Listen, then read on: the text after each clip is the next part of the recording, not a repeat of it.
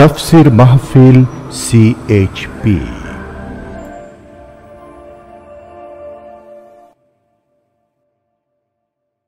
বিসমিল্লাহির রহমানির রহিম। তাফসীরুল কোরআন মাহফিল 1999 ইসলামী সমাজ কল্যাণ পরিষদ চট্টগ্রাম কর্তৃক আয়োজিত 5 দিনব্যাপী ঐতিহাসিক তাফসীরুল কোরআন মাহফিলে প্রধান অতিথির বক্তব্য রাখেন বিশ্ব বরেণ্য মুফাসসিরে কোরআন আল্লামা দেলাওয়ার হোসেন সাঈদী। শব্দধারণ মাহসিন সাউন্ড সিস্টেম। প্রযোজনায় সিএইচপি। শুধু তাফসীর মাহফিল সিএইচপি চ্যানেলে আল্লামা সাঈদীর মূল্যবান আলোচনা এখন দেখতে পাবেন। আজ দেখবেন চতুর্থ দিনের আলোচনা। নাহমাদুহু ওয়া নাস্তাঈনুহু ওয়া নাস্তাগফিরুহু ওয়া নাউযু বিল্লাহি মিন শুরুরি আনফুসিনা ওয়া মিন সাইয়্যাতি আ'মালিনা মান ইয়াহদিল্লাহু ফালা মুদিল্লা লাহু ওয়া মান ইউদ্লিল ফালা হাদিয়া লাহু ওয়া নাশহাদু আন লা ইলাহা ইল্লাল্লাহু ওয়াহদাহু লা শারীকা লাহু ওয়া নাশহাদু আন্না সাইয়্যিদানা ওয়া হাবিবানা ওয়া মাওলানা মুহাম্মাদান আবদুহু ওয়া রাসূলুহু الذي أرسله بالحق بشيرا ونذيرا وداعيا إلى الله بإذنه وسراجا منيرا فقد قال الله تعالى في كلامه المجيد وفرقانه الحميد أعوذ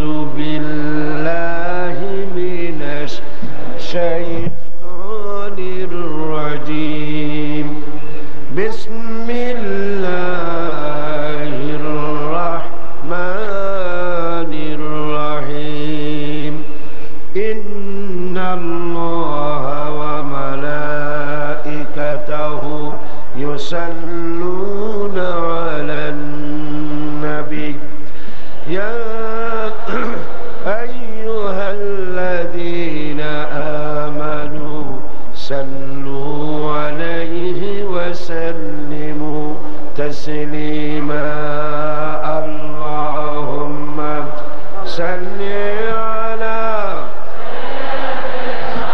مولانا محمد وعلى آل سيدنا مولانا محمد খুব জোরের সাথে মুহাব্বতের সাথে পড়েন আল্লাহুম্মা সাল্লি আলা মাওলানা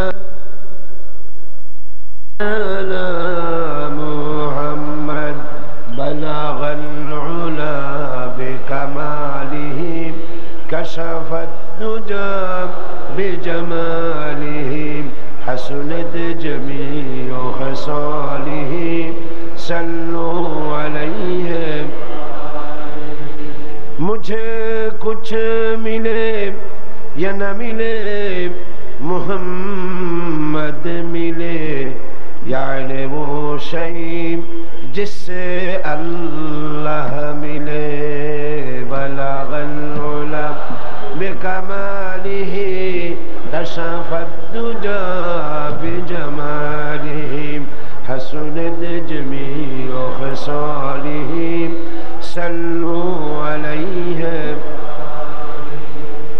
نسیم جانب بطحا گزر کن زحوالم محمد را خبر کن بلغ العلا بکماله کشف الدجا بجماله حسنت جميع خصاله صلوا عليه اللهم آمين ربنا ظلمنا أنفسنا وإن لم تغفر لنا وترحمنا لنكونن من الخاسرين رب العالمين লক্ষ লক্ষ মুসলমান নরনারী কোরআনে কারীম শোনার জন্য চট্টগ্রাম ইসলামী সমাজ কল্যাণ পরিষদ কর্তৃক আয়োজিত তাফসীরুল কোরআন মাহফিলের আজকের এই চতুর্থ দিবসে আমরা তোমার দরবারে কয়েকবার দরুদুস সালাম পড়ে হাত তুলেছি।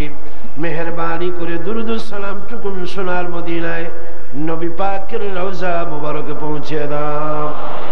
तमाम পৃথিবীর মাটির নিচে যত মুমিন মুমিনাত শুয়ে আছেন তাদের আরওয়ার পরে সওয়াব পৌঁছে দাও রব্বুল আলামিন। এ মাহফিলের আয়োজন যারা করেছেন আর শোনার জন্য যারা এসেছেন, কিয়ামতের দিন মুসিবতের সময় এ মাহফিল আমাদের সকলের জন্য নাজাতের ওসিলা বানিয়ে দিও আল্লাহ। ইয়া রব करम तू अगर करे वो बात दे जुबान को जो दिल पर असर करे।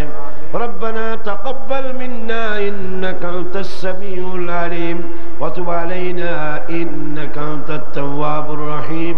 सुब्हान रब्बिका रब्बिल इज्जति अम्मा यसिफून व सलामुन अलल मुरसलीन अल्हम्दुलिल्लाहि रब्बिल आलमीन।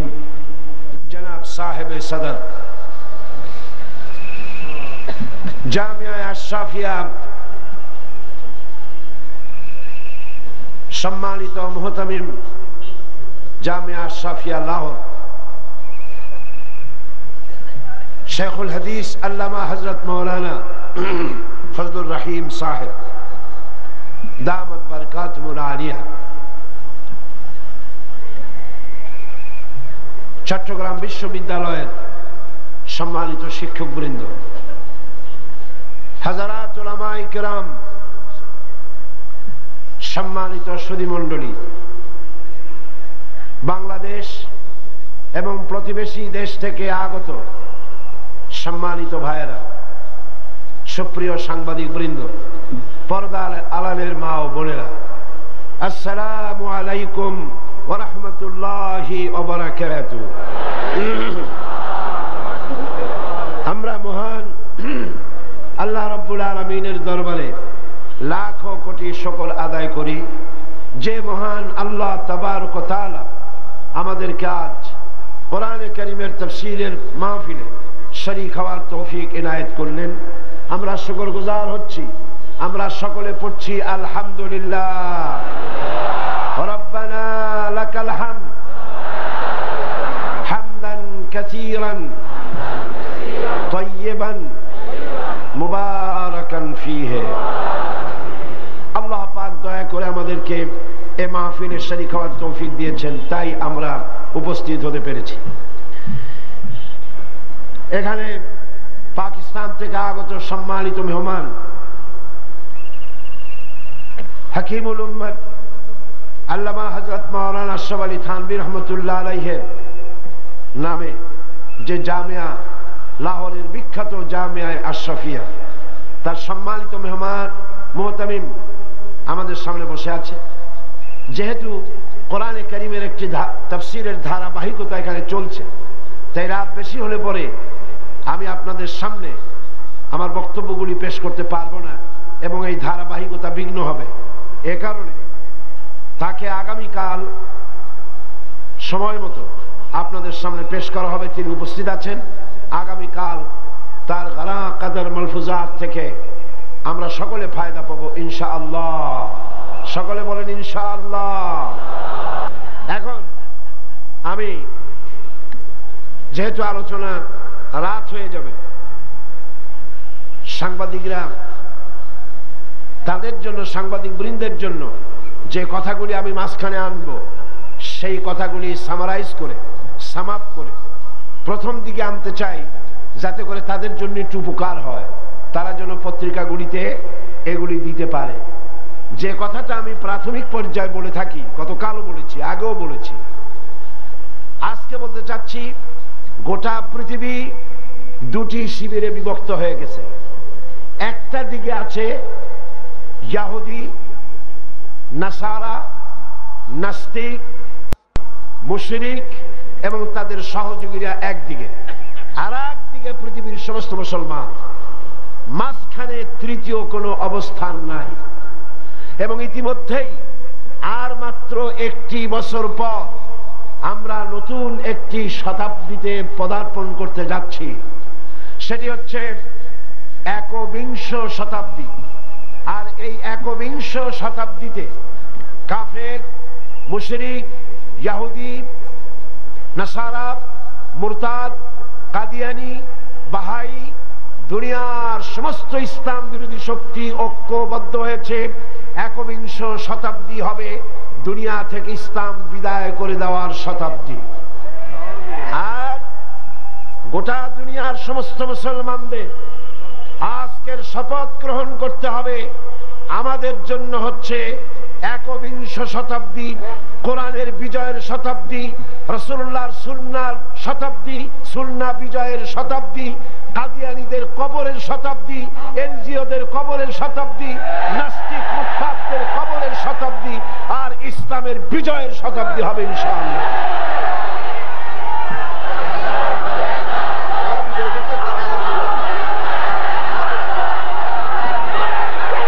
আমাদেরকে গোটা পৃথিবীর মুসলিম উম্মাহ, গোটা পৃথিবীর মুসলিম উম্মাহ একবিংশ শতাব্দীর মারাত্মক চ্যালেঞ্জের মুখোমুখি হতে যাচ্ছে। সেই চ্যালেঞ্জ কি তা আপনাদেরকে জানতে হবে। তাফসিরে যাওয়ার আগে মাত্র 5 মিনিট অথবা 5-7 মিনিটের ভেতরে আমি সেই গুরুত্বপূর্ণ পয়েন্ট আপনাদেরকে তুলে দিচ্ছি।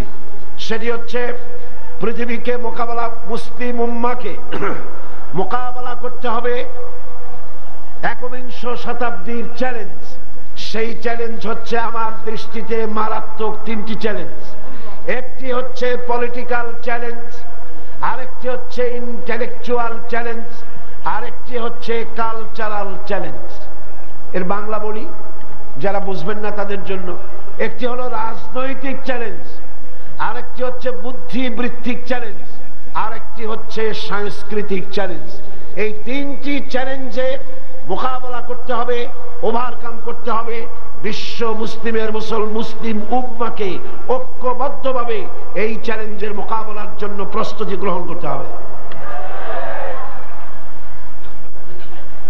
আজকে রাজনৈতিক চ্যালেঞ্জ যেটা, সেটা হলো গোটা পৃথিবীর সমস্ত ইসলাম বিরোধী শক্তি তারা ঐক্যবদ্ধ হয়েছে ব্যাপারে মুসলমানরা যাতে নিজ পায়ে দাঁড়াতে না পারে। সেজন্য পাশ্চাত্যের দেশসমূহ মুসলমানদেরকে এনজিওর মাধ্যমে খ্রিস্টান বানাবার পরিকল্পনা গ্রহণ করেছে এবং তারা মুসলমানদেরকে ডমিনেট করতে চায়। কিভাবে? লক্ষ্য করুন কিভাবে। 1 নম্বর হলো চুক্তির মাধ্যমে, 2 নম্বরে সাহায্যের মাধ্যমে, 3 নম্বরে কূটনৈতিক চালের মাধ্যমে। চুক্তির মাধ্যমে যেমন পার্বত্য কালো চুক্তি, এই কালো চুক্তির মাধ্যমে পার্বত্য চট্টগ্রামের পাশেই রয়েছে হিন্দুস্তানের ত্রিপুরা, মণিপুর এবং মিজোরাম। এই 3টি এলাকা হচ্ছে হিন্দু অধ্যুষিত, কি বলে খ্রিস্টান অধ্যুষিত, আর চাকমারাও খ্রিস্টান অধ্যুষিত। যখন চুক্তি হয়ে গেল, এই চুক্তিকে সর্বপ্রথম স্বাগতম জানালো পৃথিবীর খ্রিস্টানদের মুরব্বী বিল ক্লিন্টন। এই চুক্তিকে স্বাগতম জানিয়েছে সাউথ আফ্রিকার প্রেসিডেন্ট নেলসন ম্যান্ডেলা।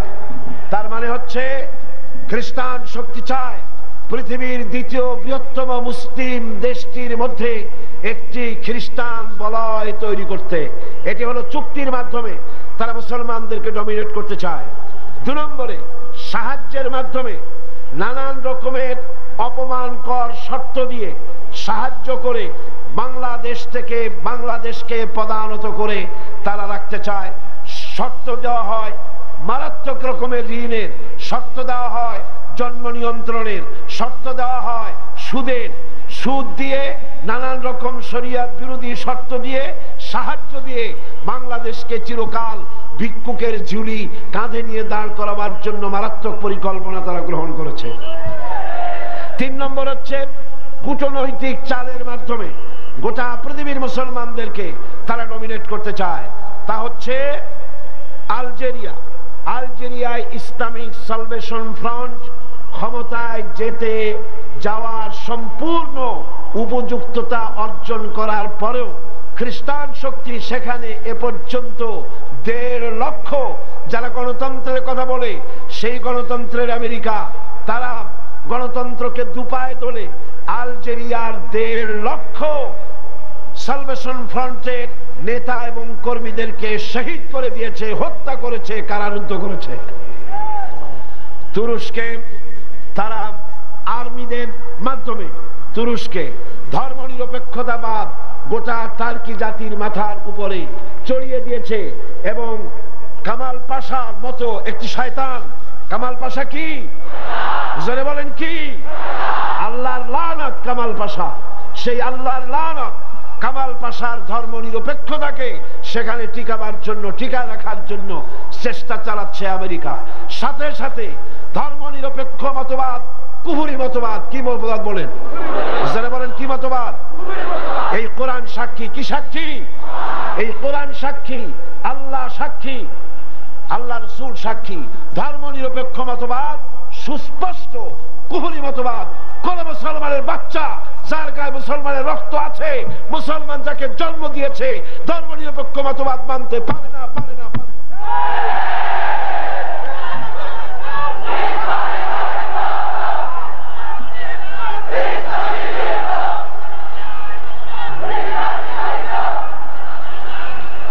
আল্লাহ পাক এর দলিল কি? কোরআন শুনুন, দলিল কি? আল্লাহ পাক বলছেন, আফাতুমিনুনা বিবাদিল কিতাব ওয়া তাকফুরুনা বিবাদ। কোরআনের কিছু কথা তোমরা মানবা আর কিছুকে করবে অস্বীকার। ধর্মনিরপেক্ষতার মূল মর্মবাণী হচ্ছে নামাজ, রোজা, হজ, যাকাত করব আল্লাহর কথা মতো, আর রাজনীতি, অর্থনীতি, সংস্কৃতি করব বাপের কথা মতো। এটার নাম কি? ধর্মনিরপেক্ষতা। এটার নাম কি? মুসলমানদের সাথে এই ধর্মনিরপেক্ষতার কোন সম্পর্ক নাই। ইন্দোনেশিয়া, সুদান, কাশ্মীর, আফগান, ফিলিস্তিন, গোটা দুনিয়ায় খ্রিস্টান শক্তি গোটা পৃথিবীর সমস্ত মুসলমানদেরকে ধর্মনিরপেক্ষ রাষ্ট্রে পরিণত করার জন্য সেই সব দেশের রাষ্ট্রপ্রধানদেরকে তাদের দালাল হিসাবে তারা কাজে লাগাচ্ছে। আজ 2 নম্বরে বুদ্ধিবৃত্তিক চ্যালেঞ্জ। এই বুদ্ধিবৃত্তিক চ্যালেঞ্জ তারা করেছে ইসলামের বিরুদ্ধে। একবিংশ শতাব্দীর চ্যালেঞ্জ, বুদ্ধিবৃত্তিক চ্যালেঞ্জ। সেটা কি? সেটা হলো পাশ্চাত্য আমাদেরকে জ্ঞানের ক্ষেত্রেও ডমিনেট করতে চায়। যেমন তারা বলছে বর্তমান যুগে ইসলাম রাষ্ট্র হিসাবে ইসলাম চলতে পারে না। ইসলামে এমন কোন আইন নাই যা দিয়ে রাষ্ট্র চালানো যায়, নাউজুবিল্লাহ। তারা ইসলামের রাষ্ট্রে সংখ্যালঘুদের অধিকার নাই, নারীর অধিকার নাই, শ্রমিকের অধিকার নাই, এই কথা তারা বলে বেড়াচ্ছে। অথচ ইতিহাস সাক্ষী এই পৃথিবীতে নারীর অধিকার, শ্রমিকের অধিকার, মানুষের অধিকার, সমস্ত সাদা কালা মানুষের অধিকার, পৃথিবীর সকল শ্রেণীর মানুষের অধিকার প্রতিষ্ঠিত করেছে কে? ইসলাম। চিল্লায় বলেন কে? তারা এই চ্যালেঞ্জ ছুড়ে দিয়েছে রেডিও, টেলিভিশন এবং তাদের পত্র পত্রিকার মাধ্যমে। তারা চেষ্টা চালাচ্ছে তাদের, আমরা কথা বলি এক মুখে, আমার কথা আজকে কয়েক লক্ষ লোক শুনছে, কিন্তু তারা যখন পত্রিকা ছাপে, এই দেশে ইসলামের পক্ষে পত্রিকা কয়টা? জবাব দেন না। 2টা, 1টা, 3টা। আর বাকি ইসলামের পক্ষে না বিপক্ষে? রেডিও টেলিভিশন কি ইসলামের পক্ষে? সুতরাং আমি কথা বলি এক মুখে, ওরা কথা বলে 100 মুখে। ওদের বুদ্ধিজীবীর অভাব নাই। এদেশে এত নারীরা ধর্ষিত হয়, ওরা কথা বলে না, ঠিক কিনা? ওরা কথা বলে? ওরা নাস্তিক, মুরতাদ এবং ধর্ষণকারীর পক্ষ অবলম্বন করে সব সময়। এই বুদ্ধিজীবীদেরকে তারা খরিদ করেছে টাকা দিয়া। বুদ্ধিজীবী মানে যা কিছু, ওই কৃষিজীবী মানে কি? যারা কৃষি উৎপাদন করে বিক্রি করে জীবিকা চালায় তারে কি বলে? কৃষিজীবী। যারা মাছ বেচে জীবিকা চালায় তারে কি বলে? যারা চিকিৎসা করে জীবিকা চালায় তারে কি বলে? যারা আইন ব্যবসা করে জীবিকা চালায় তারে কি বলে? অনুরূপ ভাবে বুদ্ধি বেচা সরকারের কাছ থেকে, ভারতের কাছ থেকে যারা টাকা খায়, এগুলারে কি কয়?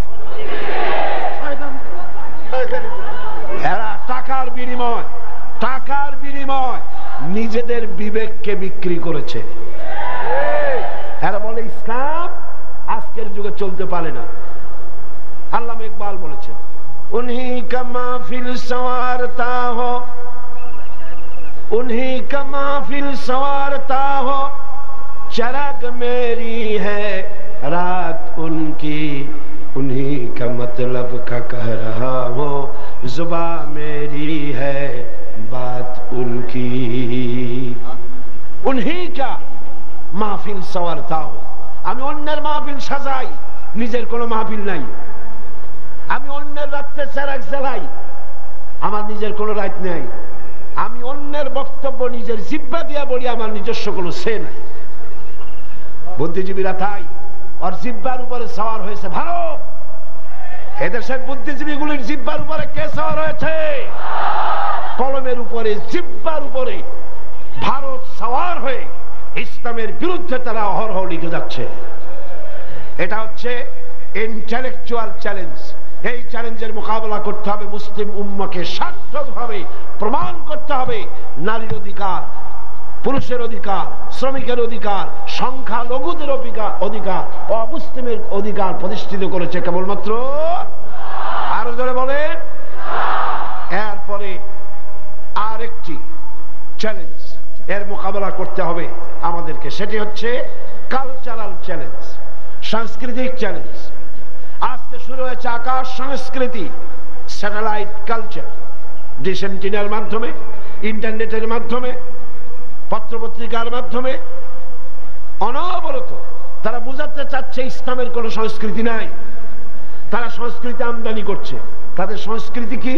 তাদের সংস্কৃতি হলো উলুধ্বনি দেওয়া, তাদের সংস্কৃতি হলো মঙ্গল প্রদীপ জ্বালানো, তাদের সংস্কৃতি হলো ধুতি পরা, তাদের সংস্কৃতি হচ্ছে আগুনকে সম্মান করা, তাদের সংস্কৃতি হচ্ছে 31st নাইট অবজার্ভ করা। এই যে ডিসেম্বর মাস, এটা কি মাস? ডিসেম্বর মাসের 31 দিবাগত রাত্রে এদেশের মুসলমান সন্তানেরা যা করে, এরা মুসলমান নামের কলঙ্ক, কুলাঙ্গার। ঢাকার রাজপথে, আভিজাতপূর্ণ এলাকাগুলিতে 31st নাইটে প্রকাশ্যে জেনা ব্যভিচার হয়, বোমাবাজি হয়, মদের ছড়াছড়ি চলতে থাকে। এটা কি মুসলমানের দেশ? অবশ্যই মুসলমানের দেশ। পৃথিবীর দ্বিতীয় বৃহত্তম মুসলিম দেশে সংস্কৃতির নামে বর্তমান সরকার যা আমদানি করছে, ভালোবাসা দিবস, বসন্ত দিবস, বর্ষবরণ, 31st নাইট অবজার্ভ, এরপরে মঙ্গল প্রদীপ, ধুতি পরা, উলুধ্বনি দেওয়া, আগুনের প্রতি সম্মান করা, যা কিছু সংস্কৃতির নামে বর্তমান সরকার আমদানি করছে, আল্লাহর কসম এগুলি ইসলামের সংস্কৃতি নয়, এগুলি ভারতের হিন্দুদের সংস্কৃতি। এই সংস্কৃতির সাথে বাংলার 12 কোটি জনগণের কোন সম্পর্ক নাই।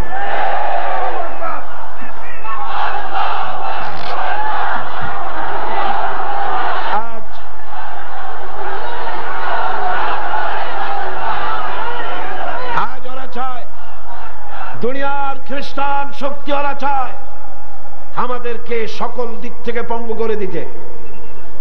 পৃথিবীতে আজও মুসলমানদের ঘরে ঘরে শান্তি এখনো আছে, মুসলমানের ঘরে ঘরে এখনো শান্তি আছে। শান্তির মূল কথা হলো পারিবারিক বন্ধন। শান্তির মূল কথা কি? পারিবারিক বন্ধন, ফ্যামিলি স্ট্রাকচার। পারিবারিক বন্ধন আছে বলেই আমার দেশে সোজা কলমুছে করে যদি গায়ে আসে। সারা পৃথিবীতে ওদের পারিবারিক বন্ধন নাই। ওরা কুকুর বিড়ালের মতো, যে যেখানে খুশি বাস করে। স্বামীর সাথে স্ত্রীর সম্পর্ক নাই, বাপের সাথে সন্তানের সম্পর্ক নাই, ভাইয়ের সাথে বোনের সম্পর্ক নাই, এই ধরনের বিচ্ছিন্ন ভাবে থাকে। মুসলমানদের আছে পারিবারিক বন্ধন, যৌথ পরিবার, একান্নভুক্ত পরিবার, মায়া আছে, অ্যাফেকশন আছে, ভালোবাসা আছে, প্রেম আছে, উদারতা আছে, সবকিছু এই মুসলমানদের মধ্যে আছে। বলেন আলহামদুলিল্লাহ।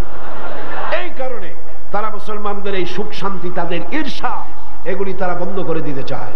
আজ আসেন কোরআন শরীফ থেকে সরাসরি আলোচনা করি পারিবারিক বন্ধনের মূল উৎস কি। এবার আল্লাহ পাক বলতেছেন। কে বলছেন? আল্লাহ পাক। গতকাল যেখান থেকে শুরু করেছি, শেষ করেছি, আজকে সেখান থেকেই শুরু করব ইনশাআল্লাহ। আমরা কোন সূরা আলোচনা করতেছিলাম? মনে আছে আপনাদের? তাহলে শয়তানের ওয়াসওয়াসা থেকে আল্লাহর কাছে পানাহ চেয়ে নিয়ে আমরা আলোচনা শুরু করি। পড়েন আমার সাথে, আউযু বিল্লাহি মিনাশ শাইতানির রাজিম, বিসমিল্লাহির রাহমানির রাহিম। বিতাড়িত মরদুদ শয়তানের ওয়াসওয়াসা থেকে আল্লাহর কাছে পানাহ চাচ্ছি। পরম করুণাময় আল্লাহ রাব্বুল আলামিনের নামে শুরু করছি। আল্লাহ পাক বলছেন, ওয়াওয়াসাইনাল ইনসানা বিওয়ালিদাইহি হামালাতুহু উম্মুহু ওয়াহনান আলা ওয়াহনিন ওয়া ফিসালুহু ফি আমাইনি আন ইশকুরনি ওয়া লিওয়ালিদাইক ইলাইয়াল মাসীর وإن جاهداك على أن تشرك بي ما ليس لك به علم فلا تطعهما وصاحبهما في الدنيا معروفا واتبع سبيل من أناب إلي ثم إلي مرجعكم فأنبئكم بما كنتم تعملون صدق الله العظيم।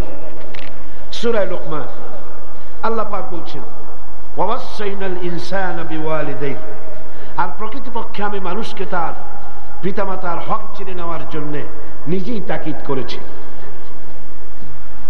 হামালাতুহু উম্মুহু ওয়াহনান আলা ওয়াহনিন, তার মা তাকে শ্রান্তির পর শ্রান্তি, দুর্বলতার পর দুর্বলতা সহ্য করে গর্ভধারণ করেছে। ওয়া ফিসালুহু ফি আমাইন, আর তাকে দুধ ছাড়াতে সময় লেগেছে 2 বছরের মতো।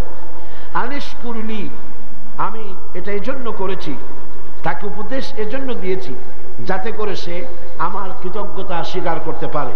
ওয়ালিদাইকা, এবং তার পিতামাতারও কৃতজ্ঞতা স্বীকার করতে পারে। ইলাইয়াল মাসির, আর তোমাদের সকলকেই আমার কাছে ফিরে আসতে হবে।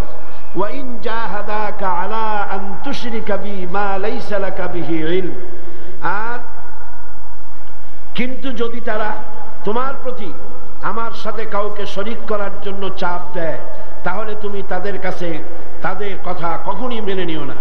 দুনিয়ায় তাদের সাথে সদাচরণ করতে থাকো, কিন্তু মেনে চলো কেবলমাত্র সেই ব্যক্তির পর যে আমার দিকে ফিরে এসেছে, এবং এরপর তোমাদের সবাইকে আমার দিকে ফিরে আসতে হবে, এবং সেদিন তোমরা যা কিছু করেছিলে সব কিছু তোমাদেরকে জানিয়ে দেওয়া হবে।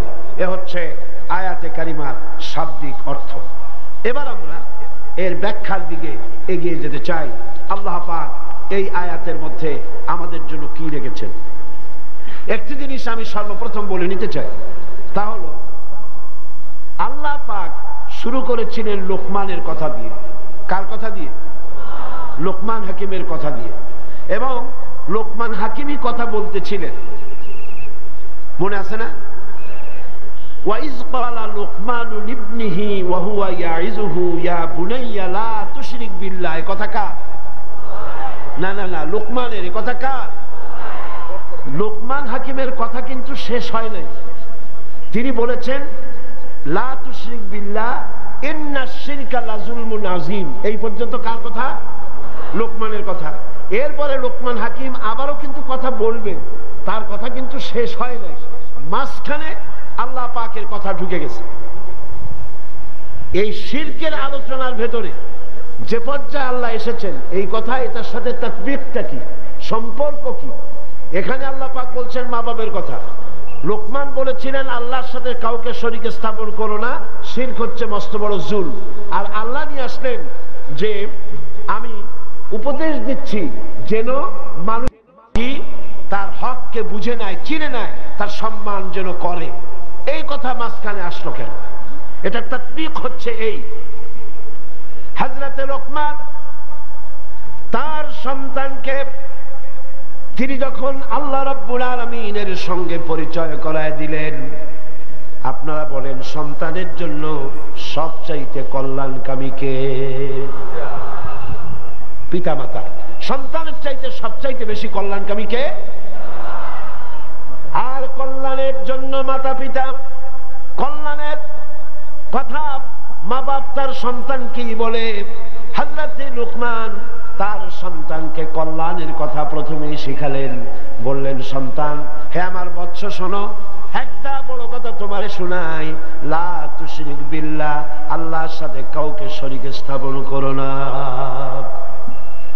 হযরত লুকমান যখন তার ছেলেকে আল্লাহর সাথে পরিচয় করাইয়া দিলেন, দুনিয়ার হাতি ঘোড়া না, বাঘ ভাল্লুক না, রাজনীতি না, অর্থনীতি না, সংস্কৃতি না, কোন জিনিস নাই, সর্বপ্রথম বুদ্ধিমান পিতা নিজের সন্তানকে আল্লাহর সাথে পরিচয় করিয়ে দিলেন। আল্লাহ পাক খুব খুশি হয়ে গেলেন।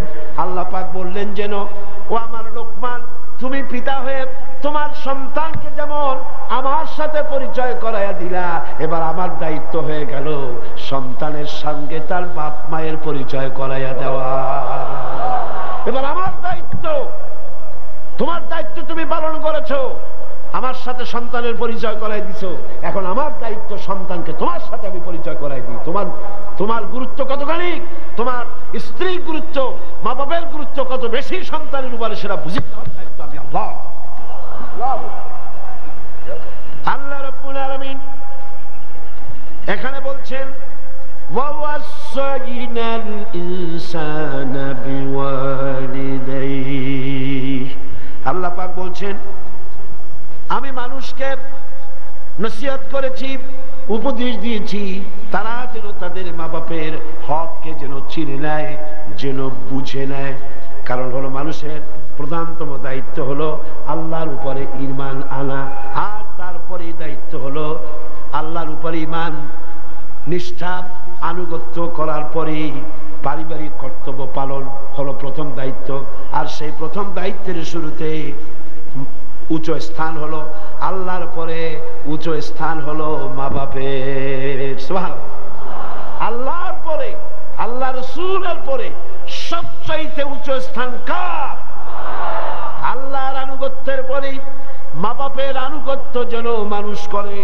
এজন্য আল্লাহ রাব্বুল আলামিন তিনি বলছেন, ওয়াকাদা রাব্বুকা আল্লা তা'বুদু ইল্লা ইয়্যাহু ওয়া বিল ওয়ালিদাইনি ইহসানা।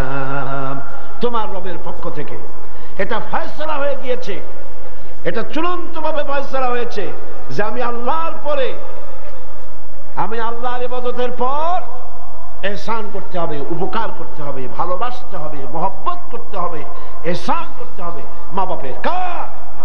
সিল্লাইবান কার? মা বাপের আনুগত্য করা, হুকুম মানা আল্লাহ পাক ফরজ করে দিলেন। আল্লাহ পাক শিখালেন, ইম্মা ইয়াবলুগান্নাল কিবারা আহাদুহুমা আও কিলাহুমা ফালা তাকুল লাহুমা উফফিন ওয়ালা তানহারহুমা ওয়া কুল লাহুমা কাওলান কারীমা। আল্লাহ পাক বলছেন, তাদের মধ্যে একজন অথবা উভয় তোমাদের সম্মুখে যখন বার্ধক্যে পৌঁছে যায়, তাহলে তাদেরকে তাদের সামনে এই শব্দটি পর্যন্ত বলো না, এবং তাদেরকে ভৎসনা করো না, ধমকের স্বরে কথা বলো না, মাথা উঁচু করে ধমকের স্বরে চোখ রাঙায় কথা বলো না, বরং আদবের সাথে সম্মানের সাথে কথা বলো। সুবহানাল্লাহ। মা বাবার সাথে কেমনে কথা বলতে হবে আল্লাহ পাক শিখায় দিচ্ছেন। মা বাবার সঙ্গে কথা বলবা ভদ্রতার সাথে, সম্মানের সাথে, এবং তাদের সঙ্গে তাদের সাথে দোয়া করতে হবে আল্লাহ রাব্বুল আলামিনের কাছে। আল্লাহ পাক শিখাচ্ছেন, ওয়াখফিদ লাহুমা জানাহাদ দুল্লি মিনার রাহমা ওয়া কুর রাব্বিরহামহুমা কামা রাব্বায়ানি সাগীরা।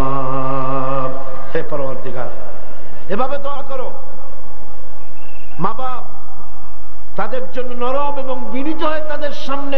অবনত হও, করুণার ডানা বিছায়া দাও।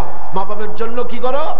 করুণার ডানা বিছায়া দাও, আর তাদের জন্য এইভাবে দোয়া করো, হে আমার রব, আমার শিশুকালে, আমার সহায়হীন সময়, আমার যখন কোনো উপায় ছিল না, পায়খানা করে বিছানায় পায়খানার ভিতরে পড়ে থাকতাম, সাফ করতে আমি পারি না, বলতেও পারি না, আমার ভাষা নাই, পেশাবের মধ্যে পৌষের শীতের রাতে পেশাবের মধ্যে পড়ে আছি, এত অসহায়, আমি না কাঁদলে কেউ আমার কাছেও আসে না, কথা বলতে পারি না।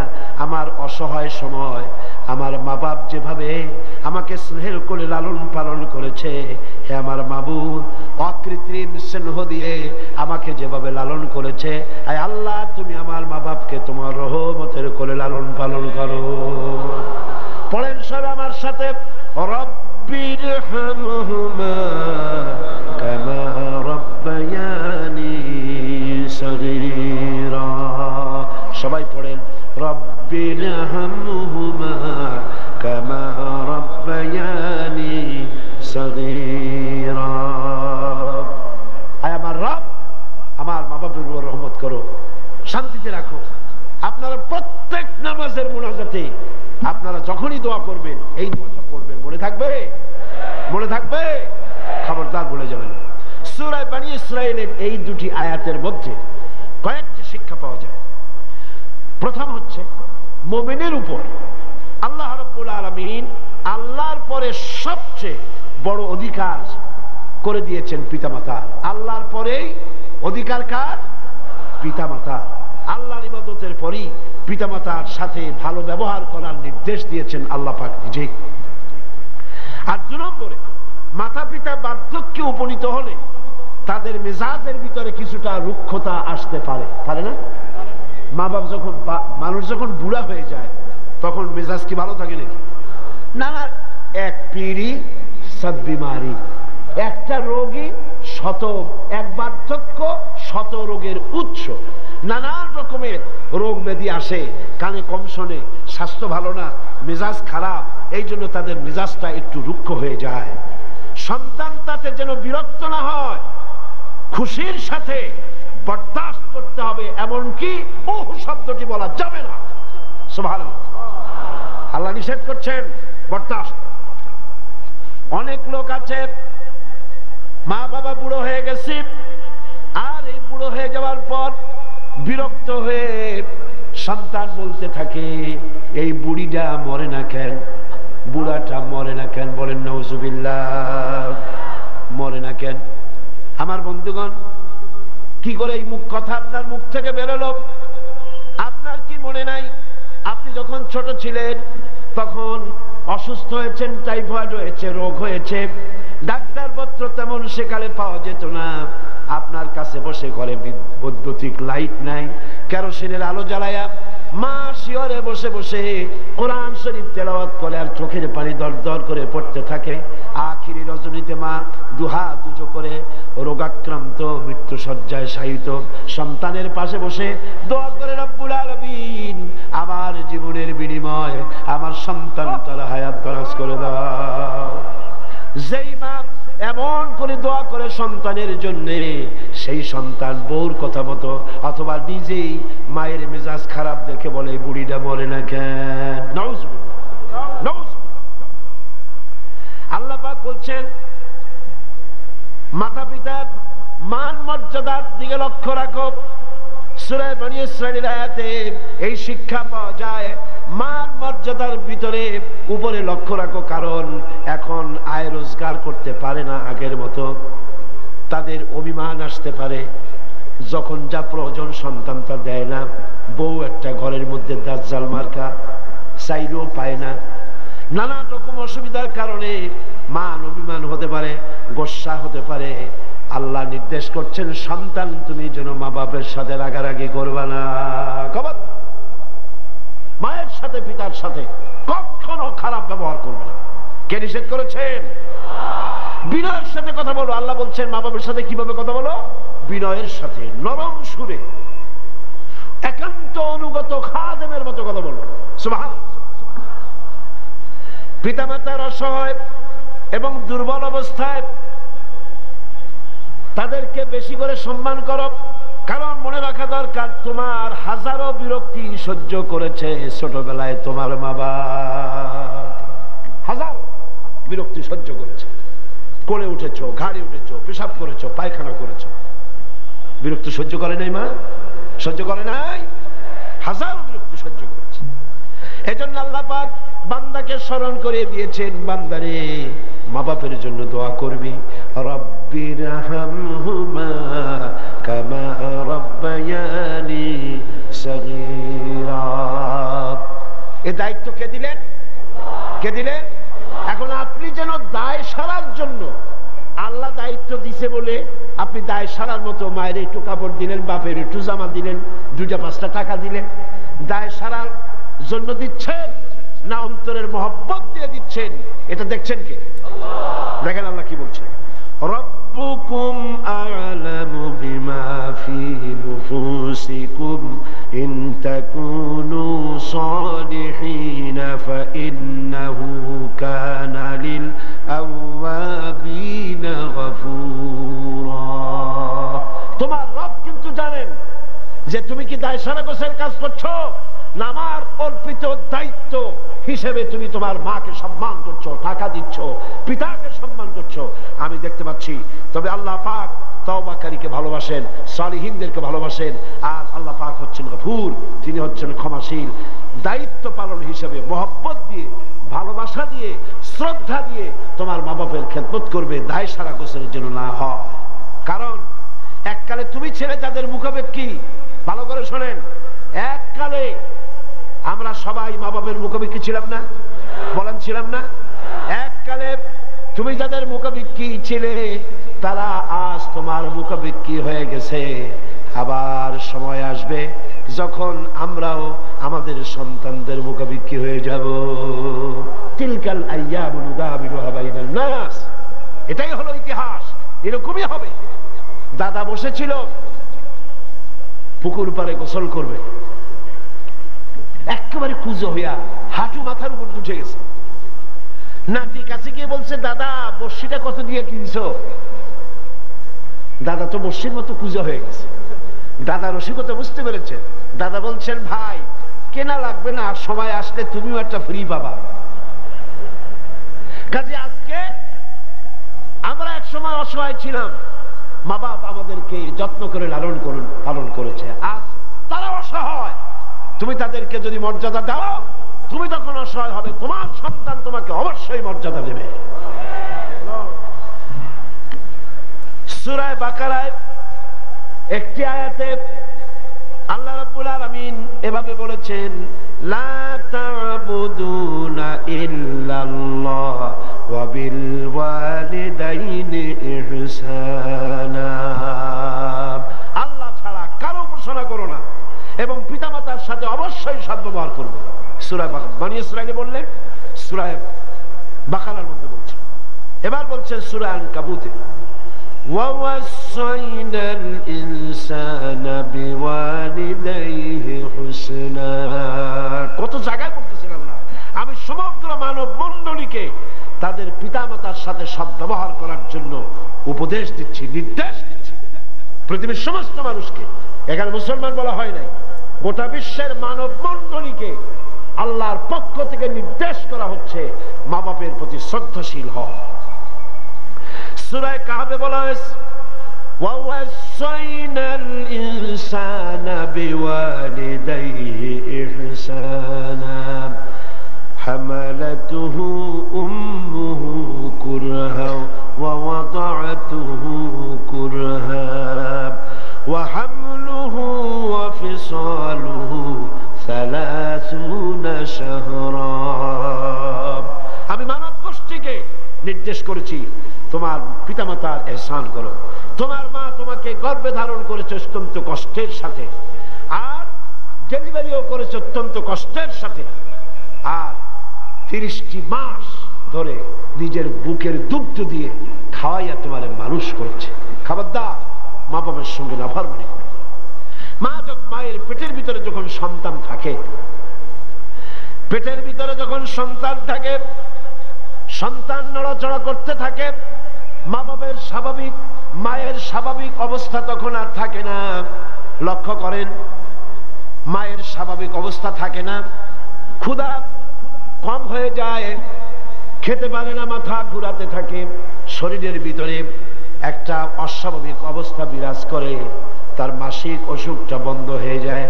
আল্লাহ রাব্বুল আলামিন তাকে খাওয়াবার জন্য, পেটের ভিতরে সন্তান বড় হচ্ছে, এই সন্তান খাবে কি, সেজন্য আল্লাহ রাব্বুল আলামিন মায়ের নাভির সঙ্গে আর সন্তানের নাভির সঙ্গে একটা তার লাগায় দিয়া মায়ের মাসিক রক্তগুলি এগুলি সন্তানের শরীরের ভিতরে সন্তানের শরীরকে দিয়ে আল্লাহ পাক বড় বানায় দেন। মা তখন দুর্বল হতে থাকে। এই সময় মাকে সবচাইতে বেশি ভালো খাবার দেওয়া উচিত। আমার দেশে মানুষেরা বোঝে না, পৃথিবীতে অপুষ্টি জনিত রোগে সবচাইতে ভোগে পৃথিবীর মধ্যে নারী মেয়ে লোকেরা। সবচাইতে অপুষ্টি জনিত রোগে কারা ভোগে? মেয়ে লোকেরা। সেদিকে আপনাদের লক্ষ্য রাখা দরকার। আপনার সন্তান ধারণ করেছে, আপনার বংশকে রক্ষা করার দায়িত্ব পালন করছে স্ত্রী। তার সন্তান, তার পেটে যখন সন্তান এসেছে তখন তাকে ভিটামিন খেতে দিতে হবে, ক্যালসিয়াম খেতে দিতে হবে, দুধ খেতে দিতে হবে, মাছ খেতে দিতে হবে, শাক খেতে দিতে হবে, গোশত খেতে দিতে হবে, ভালো ভালো খাবার তাকে দিতে হবে। এটা দেওয়া দায়িত্ব আপনার। তার রক্তগুলি সব সন্তানের মধ্যে চলে যাচ্ছে। এখন দেখুন আল্লাহ রাব্বুল আলামিন কি করছেন, রক্তগুলি নাভির ভিতর থেকে পাইপের মধ্য থেকে শরীরের মধ্যে আল্লাহ দিয়ে দিচ্ছেন, মুখের মধ্যে দিয়ে আল্লাহ খাওয়ার নাই, মুখটাকে আল্লাহ পাক পবিত্র রেখে দিলেন, যাতে করে দুনিয়া আসার পরে বান্দা যেন ওই পবিত্র মুখ দিয়ে আল্লাহ রাব্বুল আলামিনের নামের জিকির করতে পারে। দুনিয়া যখন আসলো, সন্তান যখন দুনিয়া আসলো, লাইনটা কেটে গেল।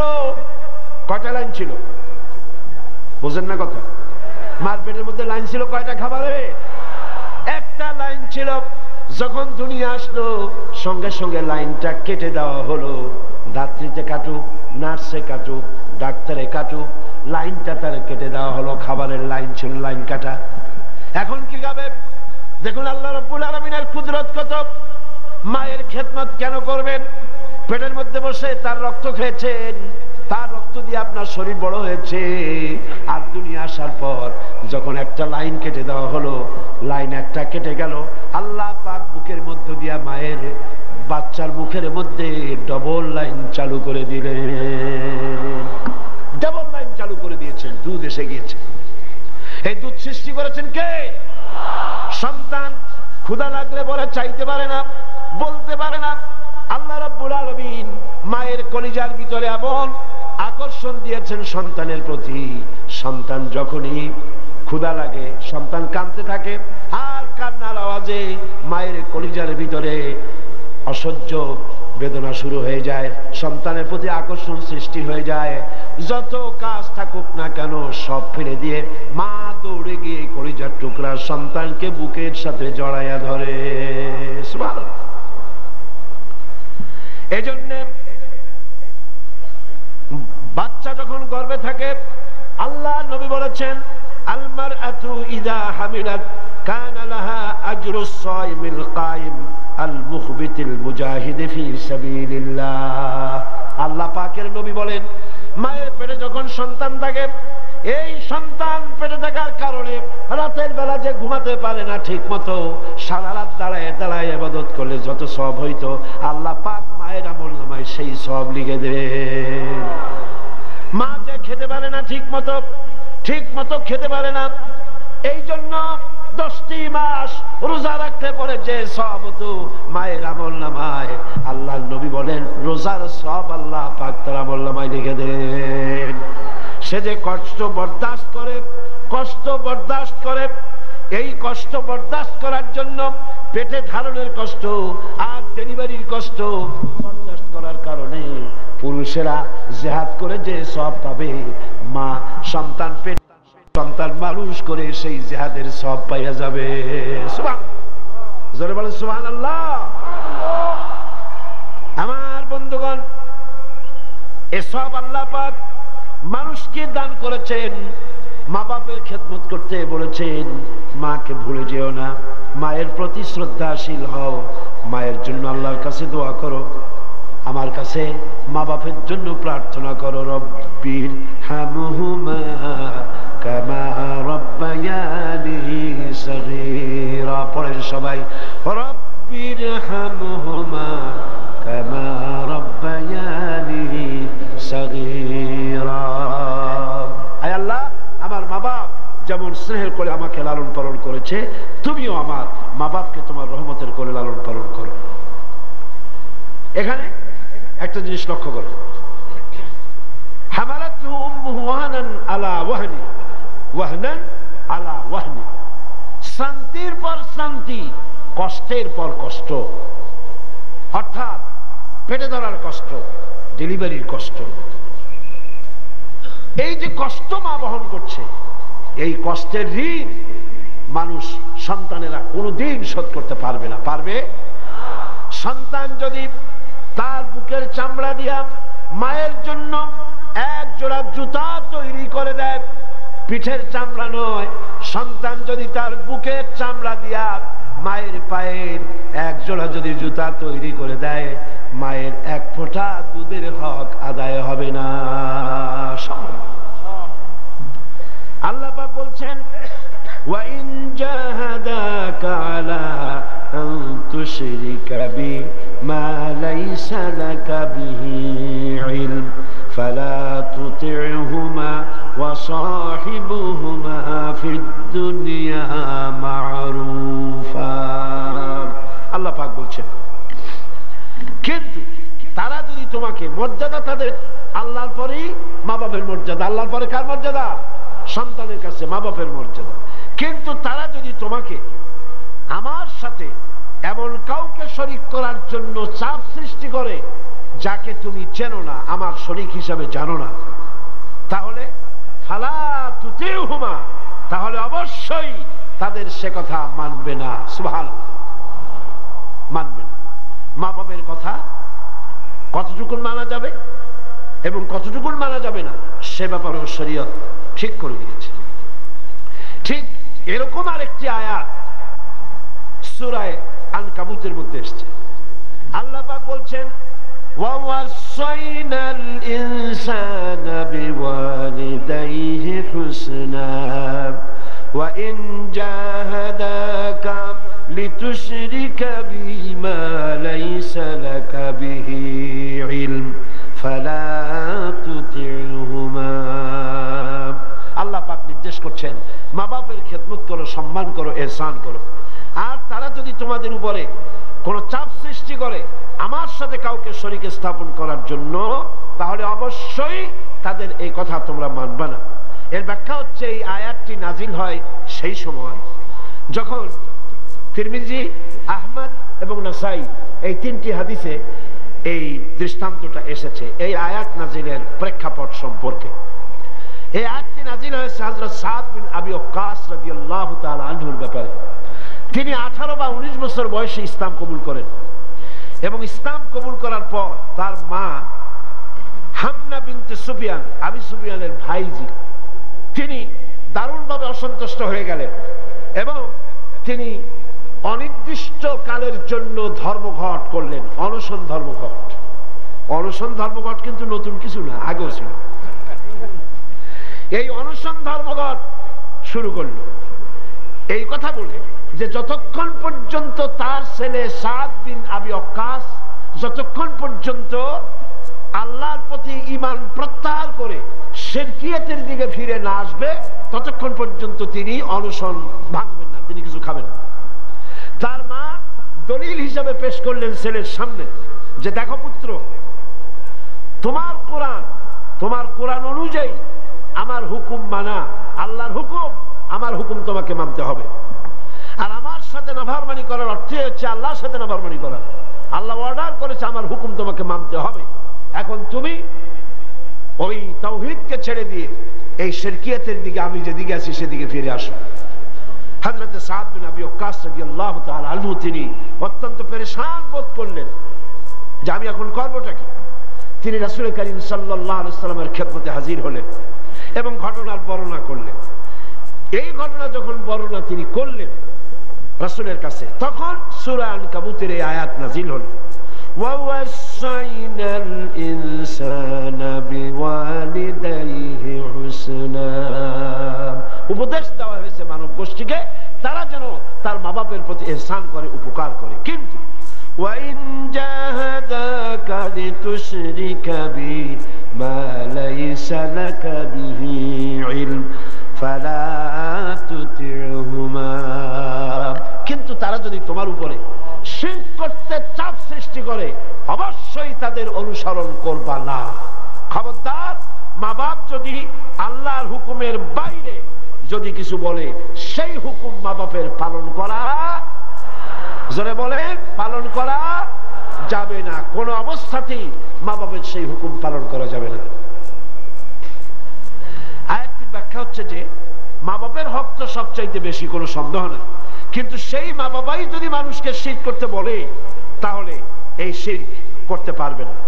কারণ হলো আল্লাহ পাকের সাথে কাউকে শরীক স্থাপন করা যাবে না। কারণ তাদের অবৈধ আবদার সন্তানের অমান্য করাই জরুরি।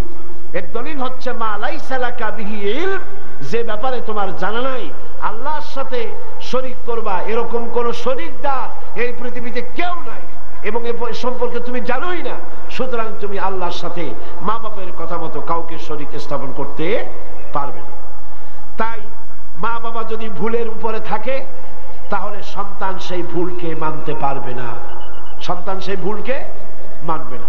মা বাপ যদি ছেলে ইসলাম কবুল করেছে, মা বাপ ইসলাম কবুল করে নাই, এমন অবস্থা যদি হয় তাহলেও সেই মা বাপের সাথে খারাপ ব্যবহার করা যাবে না। ব্যবহার করতে হবে কি? ভালো ব্যবহার। কি করতে হবে? এই ভালো ব্যবহার সম্পর্কে রাসূল কারীম সাল্লাল্লাহু আলাইহি ওয়াসাল্লামের কাছে প্রশ্ন করা হলো, আইয়ুল আমালি আহাব্বু ইলাল্লাহি তাআলা, আল্লাহর কাছে সবচাইতে ভালো আমলটা কি? রাসূল কারীম সাল্লাল্লাহু আলাইহি ওয়াসাল্লাম জবাব দিলেন, as-salatu ala waqtiha, নামাজ তার ওয়াক্ত মতো আদায় করা, এটাই হলো সবচেয়ে ভালো আমল। সাহাবী প্রশ্ন করলেন, তারপরে কি? রাসূলুল্লাহ বললেন, বিররুল ওয়ালিদাইন, মা বাপের খেদমত করা, এটাই হলো সবচেয়ে ভালো কাজ। আরেকজন প্রশ্ন করলেন, মান আহাক্কুন নাস বিহুসনি সাহাবাতি, হে রাসূল সবচাইতে আমার কাছে ভালো ব্যবহার পাওয়ার হক কার? আল্লাহর নবী বলেন, উম্মুক, তোমার মা। সাহাবী প্রশ্ন করলেন, সুম্মা মান, এরপরে কে? রাসূল বললেন, উম্মুক, তোমার মা। তারপরে কে? হুজুর বললেন, তোমার মা। তারপরে কে? হুজুর বললেন, তোমার পিতা। মার মর্যাদা কয় গুণ বাড়লো? কয় গুণ বাড়লো? 3 গুণ বেড়ে গেল। কার চাইতে? বাপের চাইতে মায়ের মর্যাদা কয় গুণ? 3 গুণ বেশি বেড়ে গেল। হযরত আব্দুল্লাহ ইবনে আমর রাদিয়াল্লাহু তাআলা আনহু তিনি বলেছেন, জা রাজুলুন ইলান নবী সাল্লাল্লাহু আলাইহি ওয়াসাল্লাম ফাস্তাযানা লাহু ফিল জিহাদ। তিনি বলছেন যে একজন লোক রাসূলের কাছে আসলেন এবং তিনি অনুমতি চাইলেন জিহাদে যাওয়ার জন্য, যুদ্ধে অংশগ্রহণ করার জন্য। ফাকালা আহাইয়ুন ওয়ালিদাক, রাসূল জিজ্ঞেস করলেন, তোমার পিতামাতা কি জীবিত আছেন? তিনি জবাব দিলেন, ক্বালা নাম, হ্যাঁ আমার মা বাবা জীবিত আছে। ক্বালা ফাফিহিমা ফাজাহিদ, চলে যাও বাড়ি, মা বাবার খেদমত করো, এটাই তোমার জন্য জিহাদ। চলে বলেন সুবহানাল্লাহ। হাজমা নামক আরেকজন সাহাবী রাসূল কারীম সাল্লাল্লাহু আলাইহি ওয়াসাল্লামের কাছে উপস্থিত হলেন। তিনি অনুমতি চাইলেন যে রাসূল আমি জিহাদে যেতে চাই, আমি জিহাদে যেতে চাই। হুজুর বললেন, আলাকা ওয়ালিদাতুন, তোমার কি মা বেঁচে আছে? তিনি বললেন, হ্যাঁ আমার মা জীবিত আছেন। আল্লাহর নবী বললেন, ইযহাব ফাকরিমহা ফাইন্নাল জান্নাতা তাহতা রিজলাইহা, আখরাজাহুন নাসাই, নাসাই শরীফের হাদিস। রাসূলুল্লাহ বললেন, তোমার মা যখন আছে, ইযহাব, ফিরে যাও, বাড়ি চলে যাও, ফাকরিমহা, এবং মায়ের সম্মান করো, ইজ্জত করো, মায়ের খেদমত করো, ফাইনাল জান্নাতা তাহতা রিজলাইহা, তোমার জান্নাত তোমার মায়ের 2 পায়ের নিচে। সুবহানাল্লাহ কইতে পারলেন না? পারলেন না জোরে সোরে সুবহানাল্লাহ বলতে? আমি বারবার এই কথা বলেছি আপনাদেরকে, আমরা হচ্ছি পুরুষ আমাদের পায়ের তলে জুতা, স্যান্ডেল। আমাদের পায়ের তলে কি? জুতা, স্যান্ডেল। আর এই পর্দার আড়ালে যারা বসে আছেন, আমার ঘরে আপনার ঘরে যারা আছেন, আমাদের মা বোনেরা মায়ের জাত। নারীরা হচ্ছে কিসের জাত? নারীরা কিসের জাত? এই মায়ের জাত নারীর পায়ের তলে আল্লাহর জান্নাত। সুবহানাল্লাহ। আল্লাহর নবী মসজিদে নববীর ভিতরে বসে আছেন, সাহাবায়ে কিরামদের নিয়ে। দেখা গেল একজন বুড়ি মেয়ে লোক প্রবেশ করেছেন। বুড়িকে আসতে দেখে নবীজি দাঁড়ায় গেছেন। সোজা কথা মনে করেন? আপনি কি কথাটা সহজ মনে করছেন? বিশ্বনবী, আল্লাহর পরে যার মর্যাদা, একটা বৃদ্ধা মেয়ে লোক দেখে দাঁড়ায় গেছেন তার সম্মানে। মেয়ে লোক এসেছেন, রাসূলুল্লাহ নিজের চাদর মোবারক বিছায় দিলেন। রাসূলের সেই মহিলার কথা শুনলেন। মহিলা বিদায় হওয়ার পর সাহাবায়ে কিরাম বললেন, ইয়া রাসূলুল্লাহ, বুঝতে পারলাম না ইনি কে। আল্লাহ নবী নিজের চাদর বিছায়া দেয় এই মহিলাকে। নবীজি বললেন, জানো না, আমি আমার মায়ের স্নেহ তেমন কিছু পাই নাই। আমি যখন মায়ের গর্ভে ছিলাম, 6 মাস বয়সের সময় মায়ের পেটে থাকাকালীন বাপের এতিম হয়ে গেছি। এরপরে মা মারা গেছেন। আমি মায়ের দুধ আমার কপালে তেমন হয় নাই, ভাগ্যে হয় নাই। মায়ের কোলে কাকে চড়ে মায়ের স্নেহ আমার কিসমতে তেমন হয় নাই। যার কোলে কাকে চড়ে, যার বুকের দুধ খেয়ে আমি বড় হয়েছি, ইনি আমার সেই দুধ মা হযরতে হালিমাতুস সাদিয়া, আমার দুধ মা। সুবহানাল্লাহ। মায়ের সম্মান ইসলাম এত বেশি দিয়েছে। মায়ের দুধের বদলা ইয়েমেন থেকে একজন হাজী সাহেব আসছে, মাকে ঘাড়ে নিয়ে তাওয়াফ করতেছে আর গান গাচ্ছে, শের পড়তেছে। মায়ের হক আদায় করে ফেলেছি, মাকে নিয়ে হজ করলাম, মাকে নিয়ে তায়েফ কি বলে মুজদালিফায় গেলাম, মিনায় গেলাম, রমিয়া হাজার করলাম, সাই করলাম, তাওয়াফ করলাম, মাকে গাড়ি নিয়ে সব করেছি।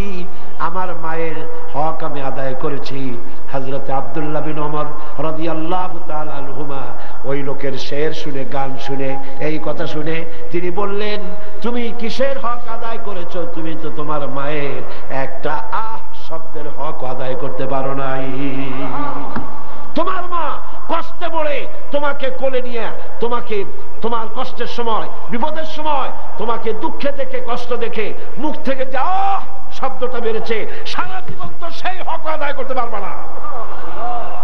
হক আদায় করছো, এত বড় কথা কি করে বলতে পারবে? মা বাপের, পিতামাতার আনুগত্যের চূড়ান্ত রূপ বলতে গিয়ে হযরত ইবনে আব্বাস রাদিয়াল্লাহু তাআলা আনহু বলেছেন, وعن ابن عباس رضي الله تعالى عنه أنه قال قال رسول الله صلى الله عليه وسلم من أصبح مطيعا لله في والديه أصبح له بابان مفتوحان من الجنة. হযরত ইবনে আব্বাস রাদিয়াল্লাহু তাআলা আনহু বলেছেন, আল্লাহ রাসূল বলেছেন, যে ব্যক্তি পিতামাতার সম্পর্কিত আল্লাহর নাজিলকৃত হেদায়েত মেনে নিয়ে সকাল করলো, আল্লাহ রাব্বুল আলামিন তার জন্য জান্নাতের 2টা দরজা খুলে দেন। আর যদি মা বাপ বেঁচে নাই, দুজনের একজন আছে, তার খেদমত করে, তাকে খুশি করে যদি সকাল করে, জান্নাতের 1টা দরজা তার জন্য খুলে যায়।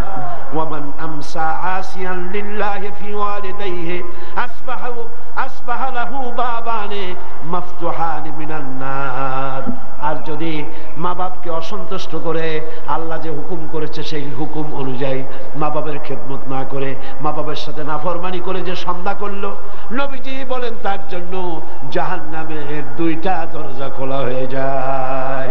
মা বাপের দুজনের একজন যদি বেঁচে থাকে, তাহলে মা বাপের দুজনের একজন যদি বেঁচে থাকে, তাহলে তাকে যদি অসন্তুষ্ট করা হয়, জাহান্নামের 1টা দরজা তার জন্য খোলা হয়ে যায়।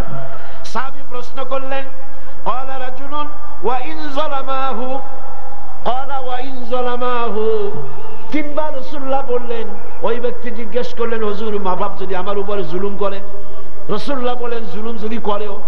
তারপরে সে বলছে যদি আমার উপরে জুলুম করে, হুজুর বলেন জুলুম যদি করেও, আবার প্রশ্ন করলেন আমার উপরে মা বাপ যদি জুলুম করে, রাসূলুল্লাহ বলেন জুলুম যদি করেও খবরদার তুমি মা বাবার সাথে নাফরমানি করবে না। সুবহানাল্লাহ।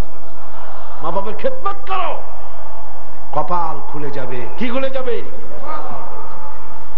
আমার বন্ধুগণ, হযরত ইবনে আব্বাস রাদিয়াল্লাহু তাআলা আনহু আরো বলেন, আন ইবনে আব্বাস রাদিয়াল্লাহু তাআলা আনহু আন্না রাসূলুল্লাহ সাল্লাল্লাহু আলাইহি ওয়াসাল্লাম قال قال من ولد بار ينظره الى والديه نظرة رحمة الا كتب الله بكل نظرة حجة। আল্লাহর নবী বলেন, হযরত ইবনে আব্বাস রাদিয়াল্লাহু তাআলা আনহু বর্ণনা করেছেন, রাসূলুল্লাহ বলেছেন, কেউ যদি তার মা বাপের দিকে যদি মহব্বতের নজরে, ভালোবাসার নজরে যদি তাকায়, তাহলে তার আমলনামায় একটা কবুল হজের সব আল্লাহ পাক আমলনামায় লিখে দিবে। একজন প্রশ্ন করলেন, যদি এক সাহাবী প্রশ্ন করলেন, ইয়া রাসূলুল্লাহ, যদি কোন সন্তান তার মা বাপের দিকে দৈনিক 100 বার তাকায় তো কি হবে? আল্লাহর নবী বললেন, জেনে রাখো 100 বার যদি দৈনিক মা বাপের দিকে রহমতের নজরে, ভক্তির নজরে, ভালোবাসার নজরে যদি তাকাও, আল্লাহ পাক তোমার আমলে 100 কবুল হজের সব লিখে দিবে। আল্লাহর ভান্ডে কোনো অভাব নেই। তাই বলে আবার কেউ মনে করেন না যে হজ যখন ফরজ আছে এত কষ্ট করে টাকা টাকা খরচ না করিয়া মহব্বতের নজরে বাপের দিকে তাকায় থাকে, এতে কিন্তু কাম হবে না। উল্টা পাল্টা চিন্তা করবেন না, চিন্তাটা ঠিক মতো করে হজ যার উপরে ফরজ হয়েছে যাই আদায় করতে হবে। এখানে আল্লাহ পাক সওয়াব দিবেন, এই সওয়াবে আপনার হজ যে ফরজ হয়ে আছে সেই দায়িত্ব কিন্তু আদায় হবে না। আর মা বাবার খেদমত যদি করেন তাহলে আপনার দুনিয়ার ফায়দাটা কি? রাসূলুল্লাহ বলেছেন, আন আনাস ইবনে মালিক রাদিয়াল্লাহু তাআলা قال قال رسول الله صلى الله عليه وسلم من سره أن يمد له في عمره ويزداد له في رزقه فليبر والديه وليصل رحمه رواه أحمد। আল্লাহ নবী বলেন, হযরত আনাস বিন মালিক রাদিয়াল্লাহু তাআলা আনহু থেকে বর্ণিত, আল্লাহ নবী বলছেন, কেউ যদি দুনিয়ায় তার রিজিক বাড়াতে চায়, সম্মান বাড়াতে চায়, হায়াত বাড়াতে চায়, সে যেন তার মা বাপের খেদমত করে। মা বাপের খেদমত যারা করবে, মা বাপের সম্মান যারা করবে, আল্লাহ পাক তার রিজিকে বরকত দান করে দিবেন। রিজকে কোনোদিন অভাব হবে না। কবরের কাছে গিয়া, মাজারের কাছে গিয়া বলা লাগবে না, ইয়া খাজা মেরা মতলব কো পুরা কর দে, এটা বলা লাগবে না, এটা বলা লাগবে না। আপনার রিজকে বরকত হয়ে যাবে মা বাপ যদি আপনাকে, আপনার জন্য দোয়া করে, এ দোয়া কবুল। মা বাবার দোয়া কি কবুল হয়ে যাবে। সুতরাং রাসূলুল্লাহ বলছেন, আল্লাহ নবী বলছেন, রিজকে বরকত হবে, সম্মান বৃদ্ধিপ্রাপ্ত হবে, অশান্তি হবে না, অসম্মান হবে না। মা বাবার খেদমত করবা, রিজকে কোনো অভাব হবে না। সুবহানাল্লাহ। হযরত আবী হুরায়রা রাদিয়াল্লাহু তাআলা আনহু বলছেন, عن أبي هريرة رضي الله تعالى عنه عن النبي صلى الله عليه وسلم قال رغم أنفه ثم رغم أنفه ثم رغم أنفه। আল্লাহ নবী বলছেন, তিনবার বললেন, সে ব্যক্তি অপমানিত হোক, সে ব্যক্তি অপমানিত হোক। কোন ব্যক্তি? قيل من يا رسول الله, কোন ব্যক্তি অপমানিত হোক? قال من أدرك والديه عند الكبر أو أحدهما ثم لم يدخل الجنة। ভালো করে শুনেন, আল্লাহর নবী বলেন, সেই ব্যক্তি অপমানিত হোক। তিনবার বললেন। প্রশ্ন করা হলো, কোন ব্যক্তি? রাসূলুল্লাহ বললেন, মা বাপ দুইজন অথবা একজনকে জীবনে সে পেল আর খেদমত করে আল্লাহর জান্নাত নিজের জন্য ওয়াজিব করে নিতে পারলো না, তার মতো হতভাগ্য আর কেউ নাই। মা বাপ যাদের আছে প্রাণ ভরে তাদের খেদমত করো, তাদের খেদমতে আল্লাহ পাক কিসমত খুলে দেবে। একটুখানি জিকির করেন, লা ইলাহা ইল্লাল্লাহ।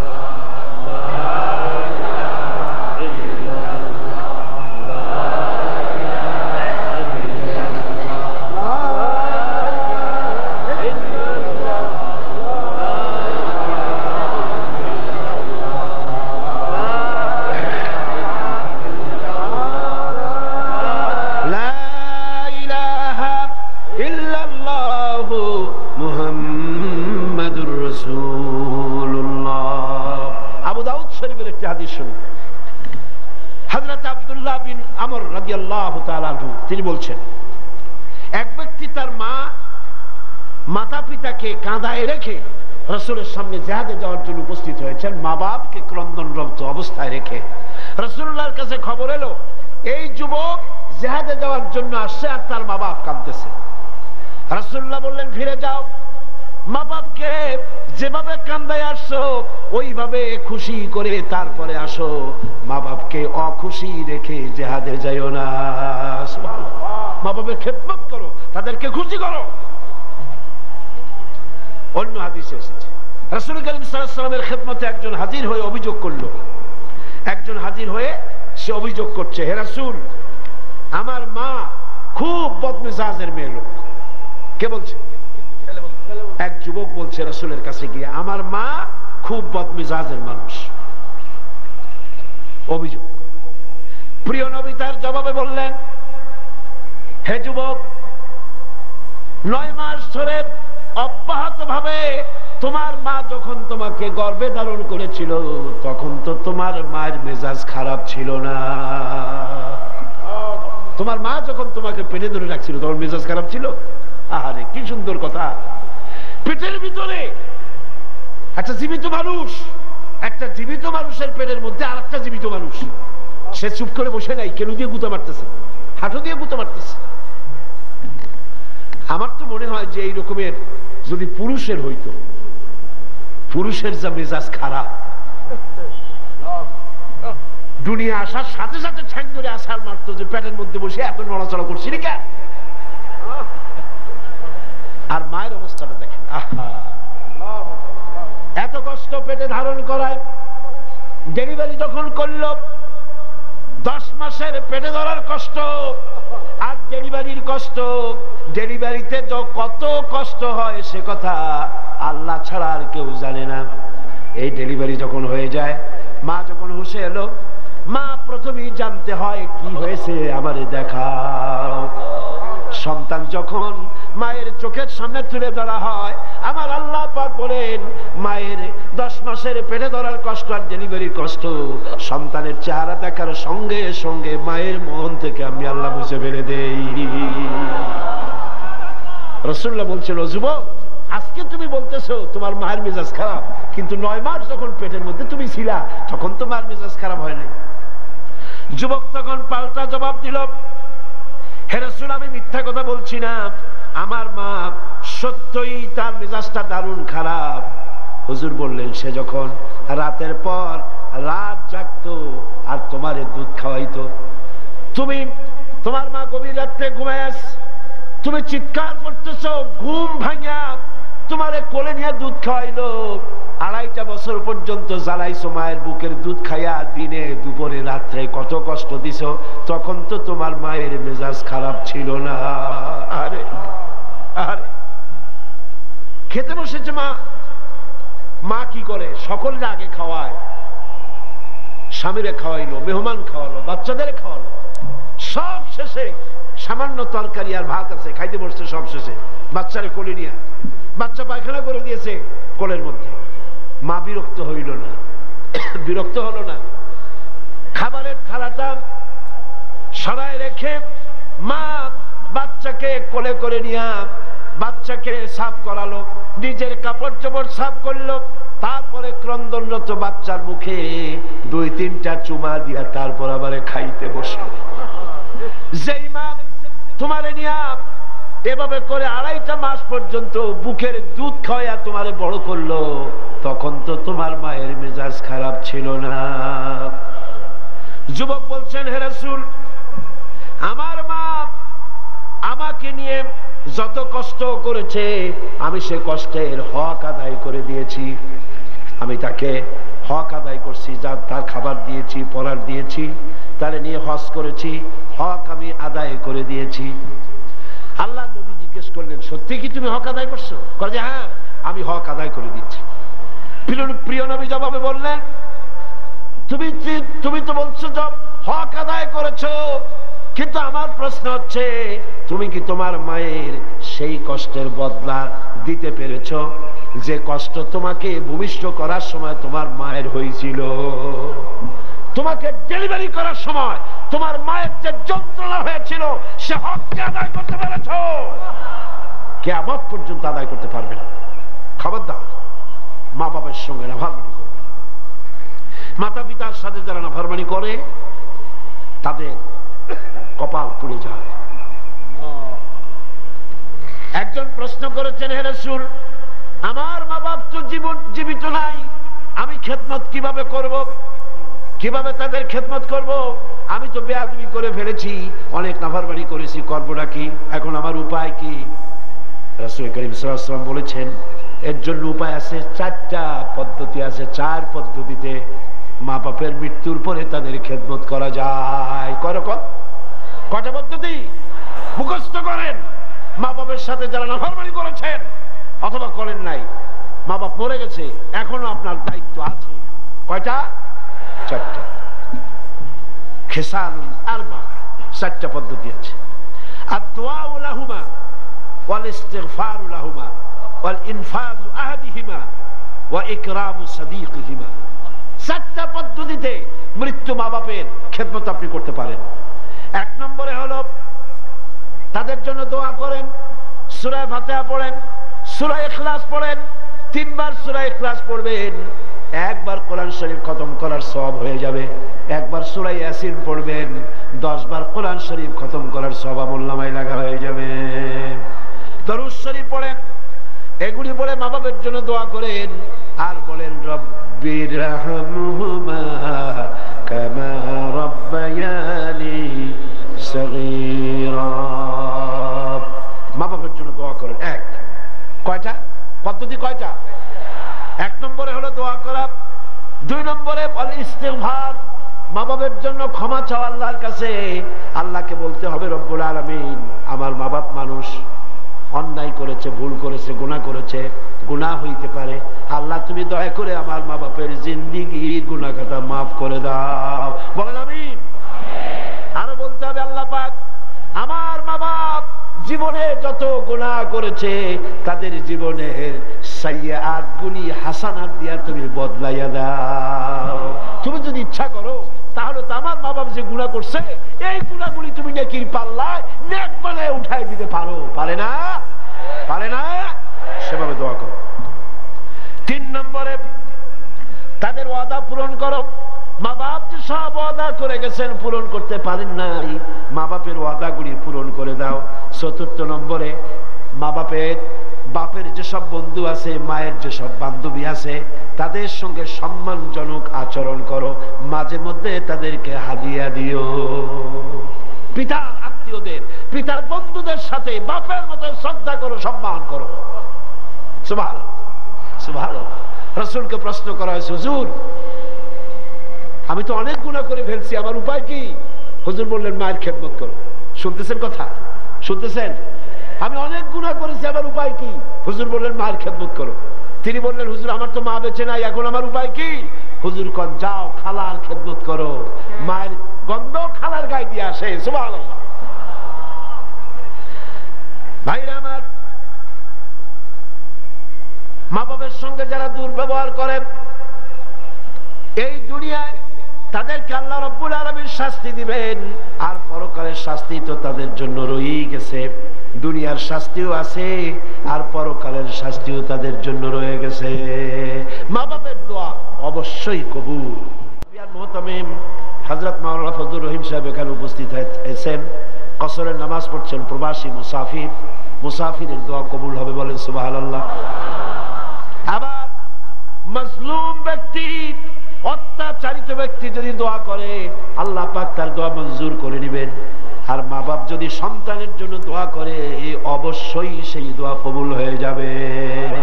অবশ্যই মা বাপের দোয়া কবুল, কোনো সন্দেহ নাই। লা শাক্কা ফি ওয়ালা রাইবা ফি। মা বাপ দোয়া করলে কবুল হবেই হবে। সুবহানাল্লাহ। এখন এই আয়াতের শেষ দিকে আল্লাহ পাক বলছেন, ফালা তুতিউহুমা ওয়া সাহিবুহুমা ফিদ দুনিয়া মারুফা। মা বাপ যদি মুশরিক হয়, মুশরিকা হয়, তাহলে তাদের সাথে আচরণটা কিন্তু খারাপ করা যাবে না। কথা বুঝতে পেরেছেন? আচরণ খারাপ করা যাবে না, আচরণ ভালো করতে পারে, ভালো হতে হবে। সদাচার করো, সদাচরণ করো। মা বাপ যদি অমুসলিম হয়, গুনাহগার হয়, এমনকি মা যদি বেশ্যা হয়, তোমার কাছে মা মাই, খবরদার মায়ের সাথে নাফরমানি করতে পারবে না। কথা বুঝে আসছে? মাথায় ঢুকতেছে? মাথায় ঢুকতেছে? এবার দেখুন হযরত আসমা বিনতে আবি বকর রাদিয়াল্লাহু তাআলা আনহা, তিনি বলছেন আন আসমা বিনতে আবি বকর রাদিয়াল্লাহু তাআলা আনহা قالت قدمت علي امي وهي مشركه في عهد رسول الله صلى الله عليه وسلم। রাসূলুল্লাহর যুগে আমার মা মুশরিক অবস্থায় আমার বাড়ি আসলো। আমি প্রশ্ন করলাম, হে রাসূল, হে রাসূল, আমার মা আমার বাড়িতে আসছে, আমি কি তার সঙ্গে আত্মীয় জনিত ব্যবহার করব নাকি? আমার মা হিসাবে তার সাথে আমি সেরকম ব্যবহার করব নাকি? অথচ তিনি হচ্ছেন, তিনি ইসলামের প্রতি বেজার, আপনার প্রতি নাখোশ, আল্লাহর প্রতি নাখোশ, ইসলাম তিনি ভালোবাসেন না। আমার বাড়ি আসছে, আমি তার মেয়ে, আমি এখন তার খেদমত করা বা তার প্রতি ভালো ব্যবহার করা আমার জন্য কি রকম হবে আপনি বলেন? নবীজি বললেন, অবশ্যই তুমি তোমার মায়ের সাথে সম্মানজনক, আত্মীয়তাজনক, মায়ের সাথে সন্তান যেমন ব্যবহার করে সেই ব্যবহার করা লাগবে। মা মুশরিকা হতে পারে, ব্যবহার পাবে সে সন্তান যে ব্যবহার করা উচিত সেই ব্যবহারই পাবে। এই জন্য যাদের মা এবং পিতা মুশরিক বা মুশরিকা, তাদের জন্য সন্তান কেঁদে কেঁদে আল্লাহর কাছে দোয়া করবে। তোমার মা যদি বেনামাজি হয়, তোমার বাপ যদি বেনামাজি হয়, তাহলে তাদের নসিহত করতে গিয়া আঙ্গুল উঁচু করে, চোখ রাঙাইয়া, মাথায় ধমক দিয়া, ধমকের সুখে সুরে মা বাপকে কথা বলতে পারবা না। পায়ে ধরে বলো মাকে, পিতাকে পায়ে ধরে বলো, বাবা, হে আমার মা বাবা, নামাজ পড়ছেন না, এটা জাহান্নামের রাস্তা, অনুগ্রহ করে নামাজ পড়ুন। ধমক দেওয়া যাবে না। সুবহানাল্লাহ। আমার বন্ধুগণ, মা বাপের জন্য কেঁদে কেঁদে দোয়া করতে হবে। যাদের মা বাপ এরকম, ইসলাম সহ্য করতে পারে না, আল্লাহ সহ্য করতে পারে না, রাসূল সহ্য করতে পারে না, এটা তো সেই যুগে ছিল, কিন্তু বর্তমান যুগেও আছে না? নাই আছে কিনা? এই মাহফিলও বহুত মহিলা এভাবে চিঠি আমাকে লিখেছেন, মাহফিলে আসে কিন্তু স্বামী তা বরদাস্ত করতে পারে না, কিন্তু সিনেমায় গেলে কোনো খারাপ কিছু বলে টলে, সেখানে যাও, মাহফিলে যাও। ছেলে ইসলামী ছাত্র শিবির করে, অসহ্য, টাকা বন্ধ করে দাও, লেখাপড়া বন্ধ করে দাও, সহ্য হয় না। ইসলামী ছাত্রী সংস্থা করে, মৌলবাদী হয়ে গেছে, পয়সা দেয় না, খাবার দেয়।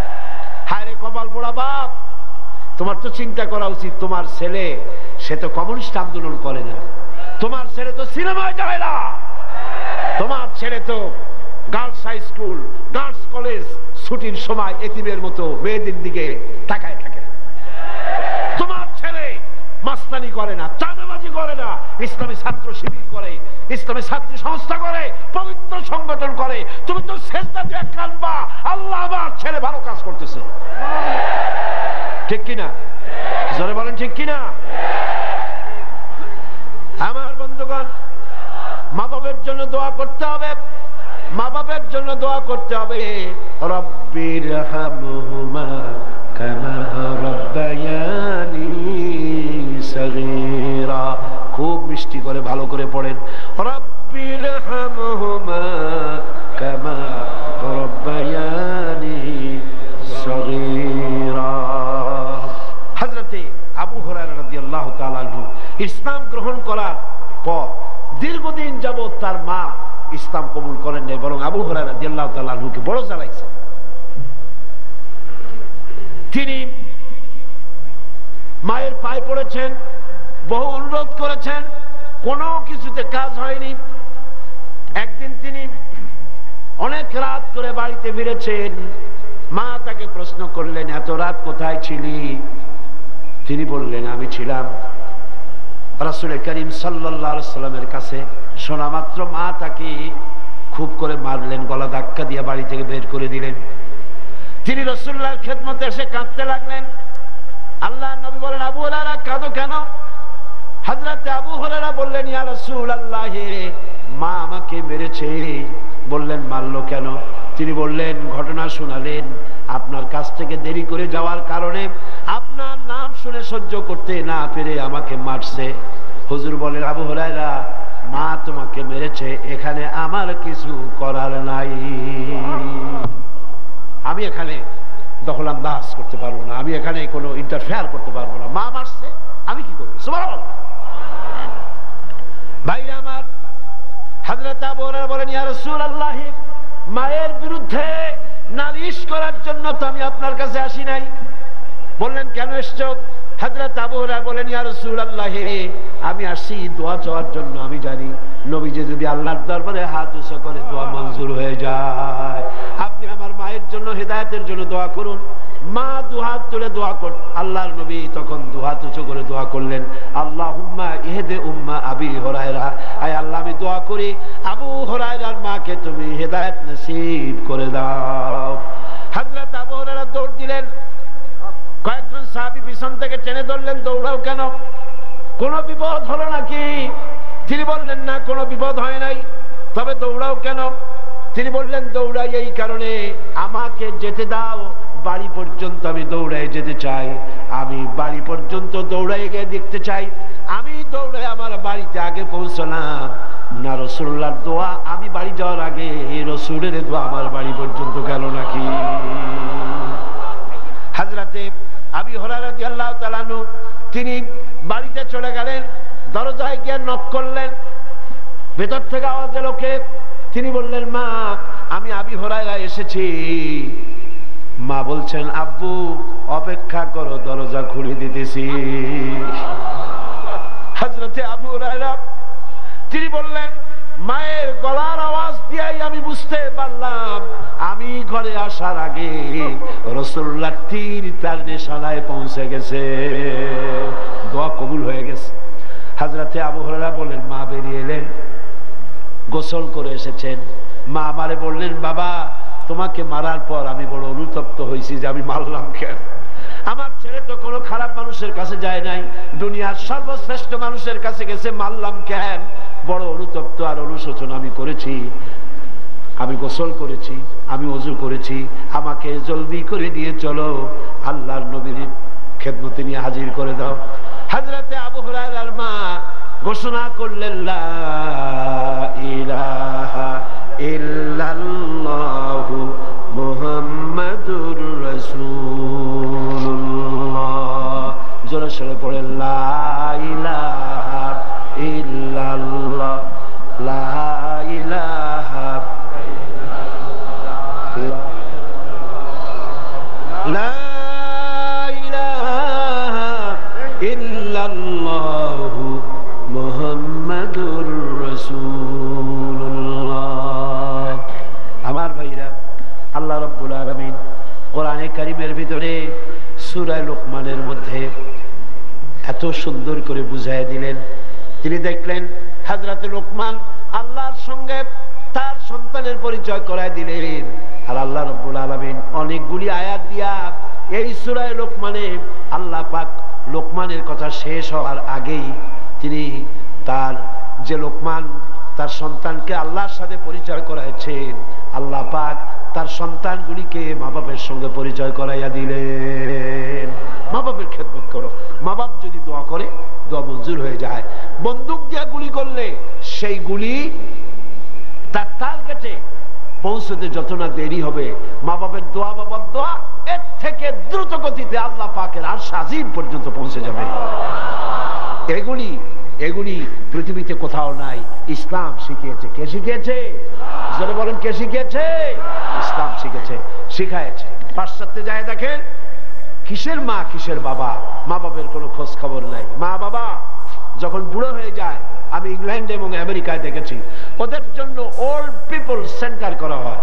বুড়া বুড়ি, আমি নাম দিচ্ছি ওইটার বুড়া বুড়ি এতিমখানা। বুড়া বুড়িরা ওইখানে থাকে, ওই ঘরের মধ্যে। ছেলেমেয়েরা কোনো খোঁজ খবর নেয় না। 25শে ডিসেম্বর তারিখে প্রতি বছর একখানা কার্ড ছেলে তার বাপের নামে পাঠায়, মায়ের নামে পাঠায়।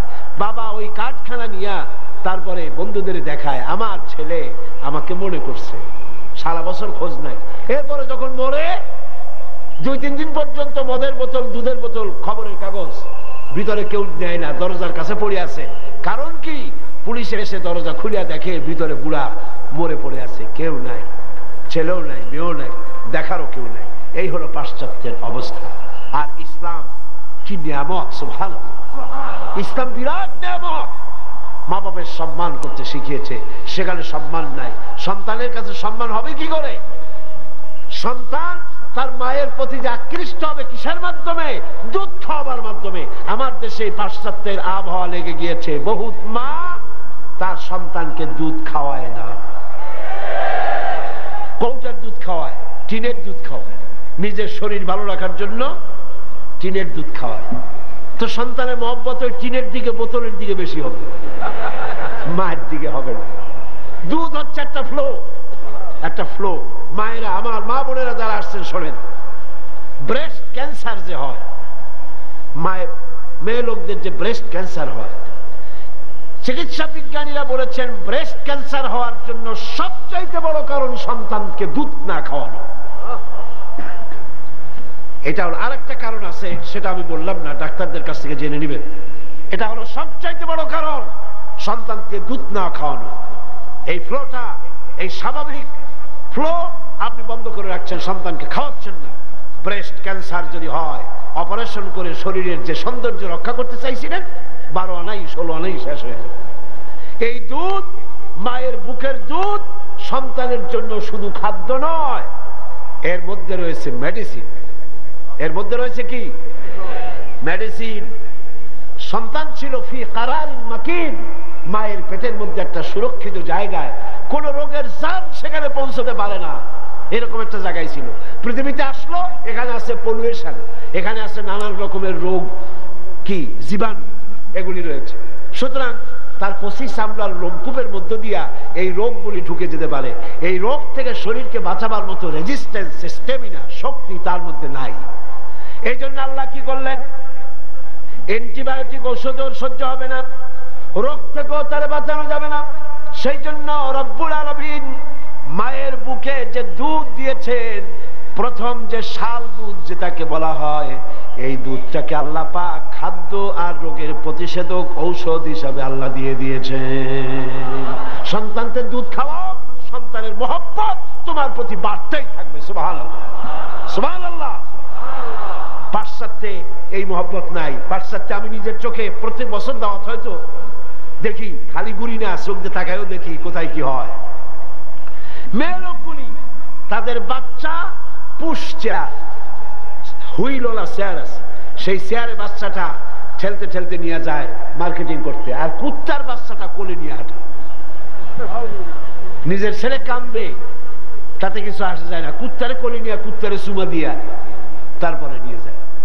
এই কুত্তা আমাদের দেশেও ঢুকছে।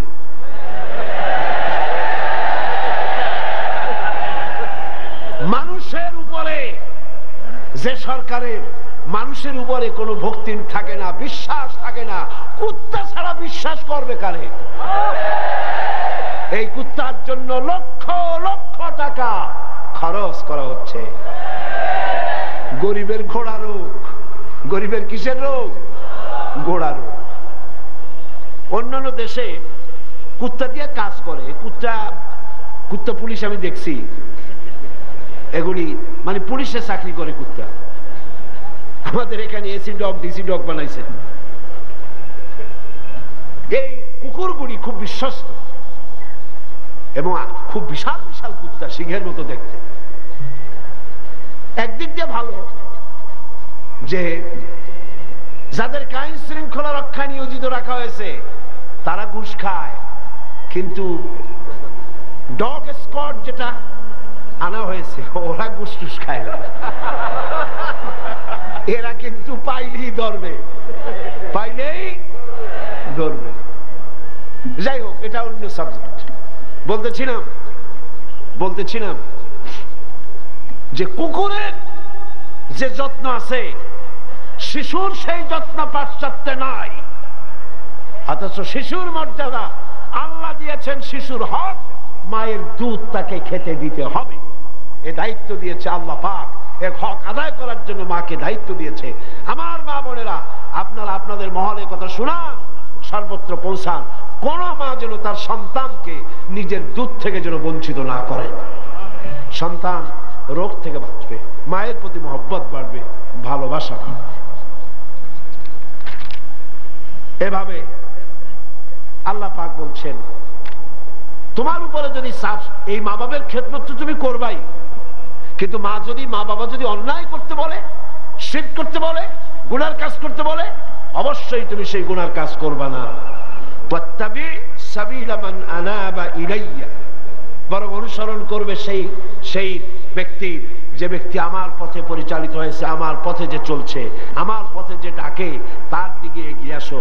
সুম্মা ইলাইয়া মারজিউকুম, আর এরপরে তোমাদের সকলকেই আমার কাছে ফিরে আসতে হবে। কার কাছে? কার কাছে?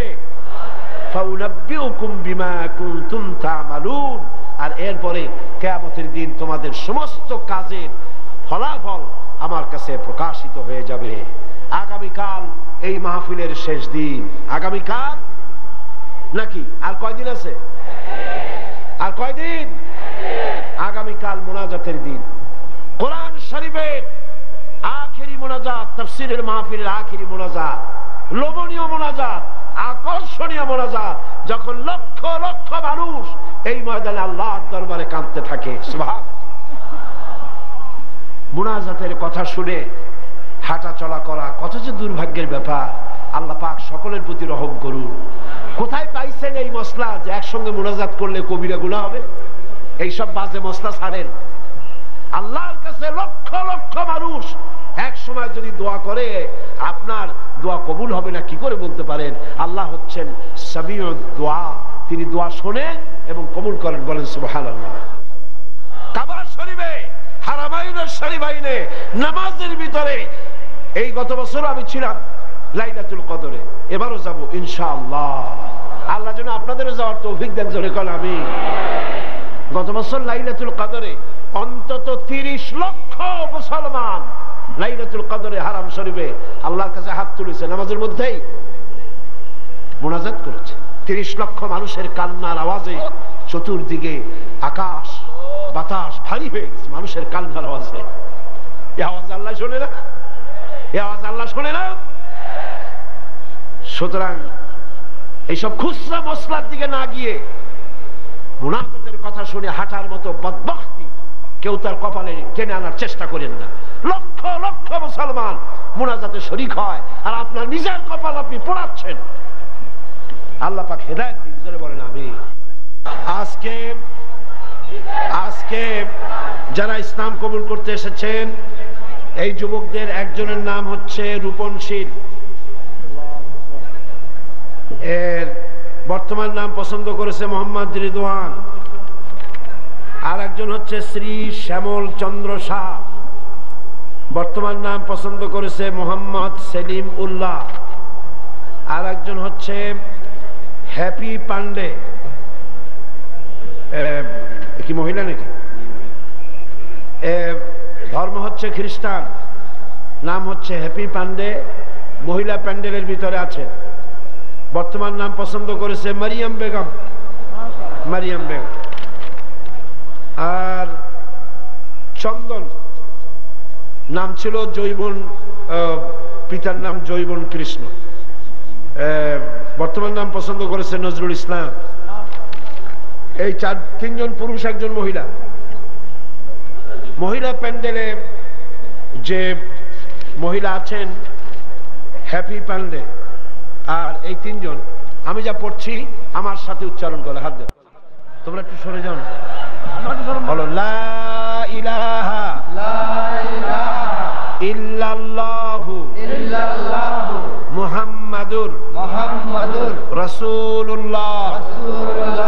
আল্লাহ ছাড়া কোনো ইলাহ নাই, মাবুদ নাই, উপাস্য নাই। মুহাম্মদ সাল্লাল্লাহু আলাইহি ওয়াসাল্লাম আল্লাহ রাসূল। আশহাদু আল্লা ইলাহা ইল্লাল্লাহু ওয়াহদাহু লা শারীকা লাহু ওয়া আশহাদু আন্না মুহাম্মাদান আবদুহু ওয়া রাসূলুহু। আমি সাক্ষ্য দিচ্ছি আল্লাহ ছাড়া কোনো ইলাহ নাই, মাবুদ নাই, উপাস্য নাই। তিনি এক, তিনি একক, তার কোনো অংশীদার নাই। আমি আরো সাক্ষ্য দিচ্ছি মুহাম্মদ সাল্লাল্লাহু আলাইহি ওয়াসাল্লাম আল্লাহর প্রেরিত রাসূল এবং তার বান্দা। আসসালামু আলাইকুম। বলেন জোরে ওয়ালাইকুম আসসালাম। এই তিনজন যুবককে আমরা আল্লাহ পাকের তাওহীদে স্বাগত জানাচ্ছি। নারে তাকবীর, নারে তাকবীর, জোরে নারে তাকবীর, নারে তাকবীর। মুজাহিদ আজমের দীর্ঘ হায়াত দিন, আমিন। আমাদের মুজাহিদ আজমের হায়াত বাড়াই দিন, আল্লাহ আমিন। মুনাজাত করব, মুনাজাতের পরে আজান হবে বা জামাত আমরা নামাজ পড়ে যাব ইনশাআল্লাহ। আল্লাহুম্মা আমিন। ربنا ظلمنا أنفسنا وإن لم تغفر لنا وترحمنا لنكونن من الخاسرين ربنا لا تزغ قلوبنا بعد إذ هديتنا وهب لنا من لدنك رحمة إنك أنت الوهاب। أي الله تعالى লক্ষ লক্ষ মুসলমান নরনারী দীর্ঘক্ষণ ধরে তোমার কোরআনের কথা আমরা শুনেছি। আয় আল্লাহ, তুমি দয়া করে মেহেরবানি করে আমাদের দুরূদ ও সালাম আলোচনার সওয়াব জনাবে মুহাম্মদ রাসূলুল্লাহ সাল্লাল্লাহু আলাইহি সাল্লামের রূহ মুবারকে পৌঁছায় দাও রব্বুল আলামিন।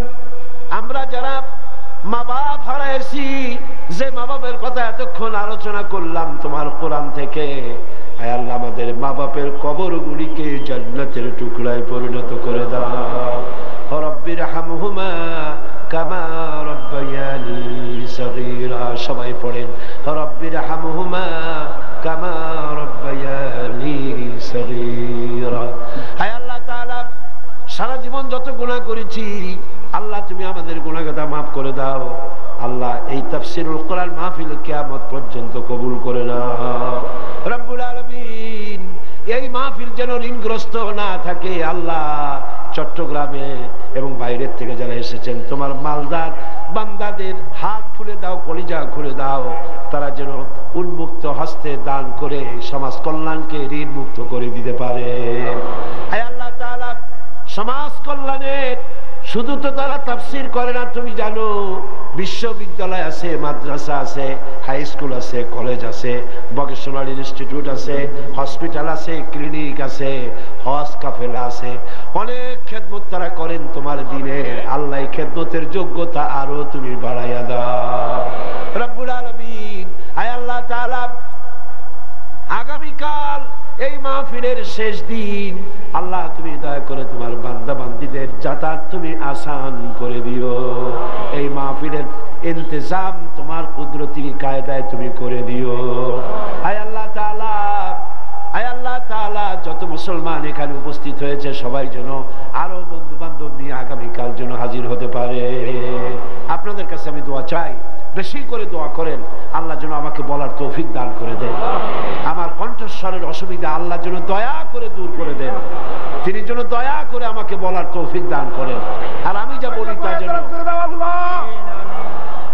আমি যা বলি সে কথা যেন। এই মুহূর্তে খবর পেলাম আমার চাচা অসুস্থ হয়ে ক্লিনিকে আসছে। একটু মৌলানা শামসুদ্দিন সাহেবের চাচা, একমাত্র জীবিত চাচা, বাপ হারাইছেন, চাচাদের হারাইছেন, এখন একমাত্র বেঁচে আছে ওনার একমাত্র জীবিত চাচা, মারাত্মক অসুস্থ হয়ে ক্লিনিকে এসছেন। আপনারা দোয়া করেন আল্লাহ পাক যেন তাকে সেহাতে কুল্লিয়া দান করেন, শেফায়ে আজেলা দান করেন। আয় আল্লাহ, তুমি তার প্রতি রহম করো, তার প্রতি ইহসান করো, তার প্রতি শেফায়ে কামেলা, শেফায়ে আজেলা দান করো। ربنا تقبل منا إنك أنت السميع العليم وتب علينا إنك أنت التواب الرحيم سبحان ربك رب العزة عما يصفون وسلام على المرسلين الحمد لله رب العالمين واجعل آخر كلمة عند الموت لا إله ইল্লাল্লাহ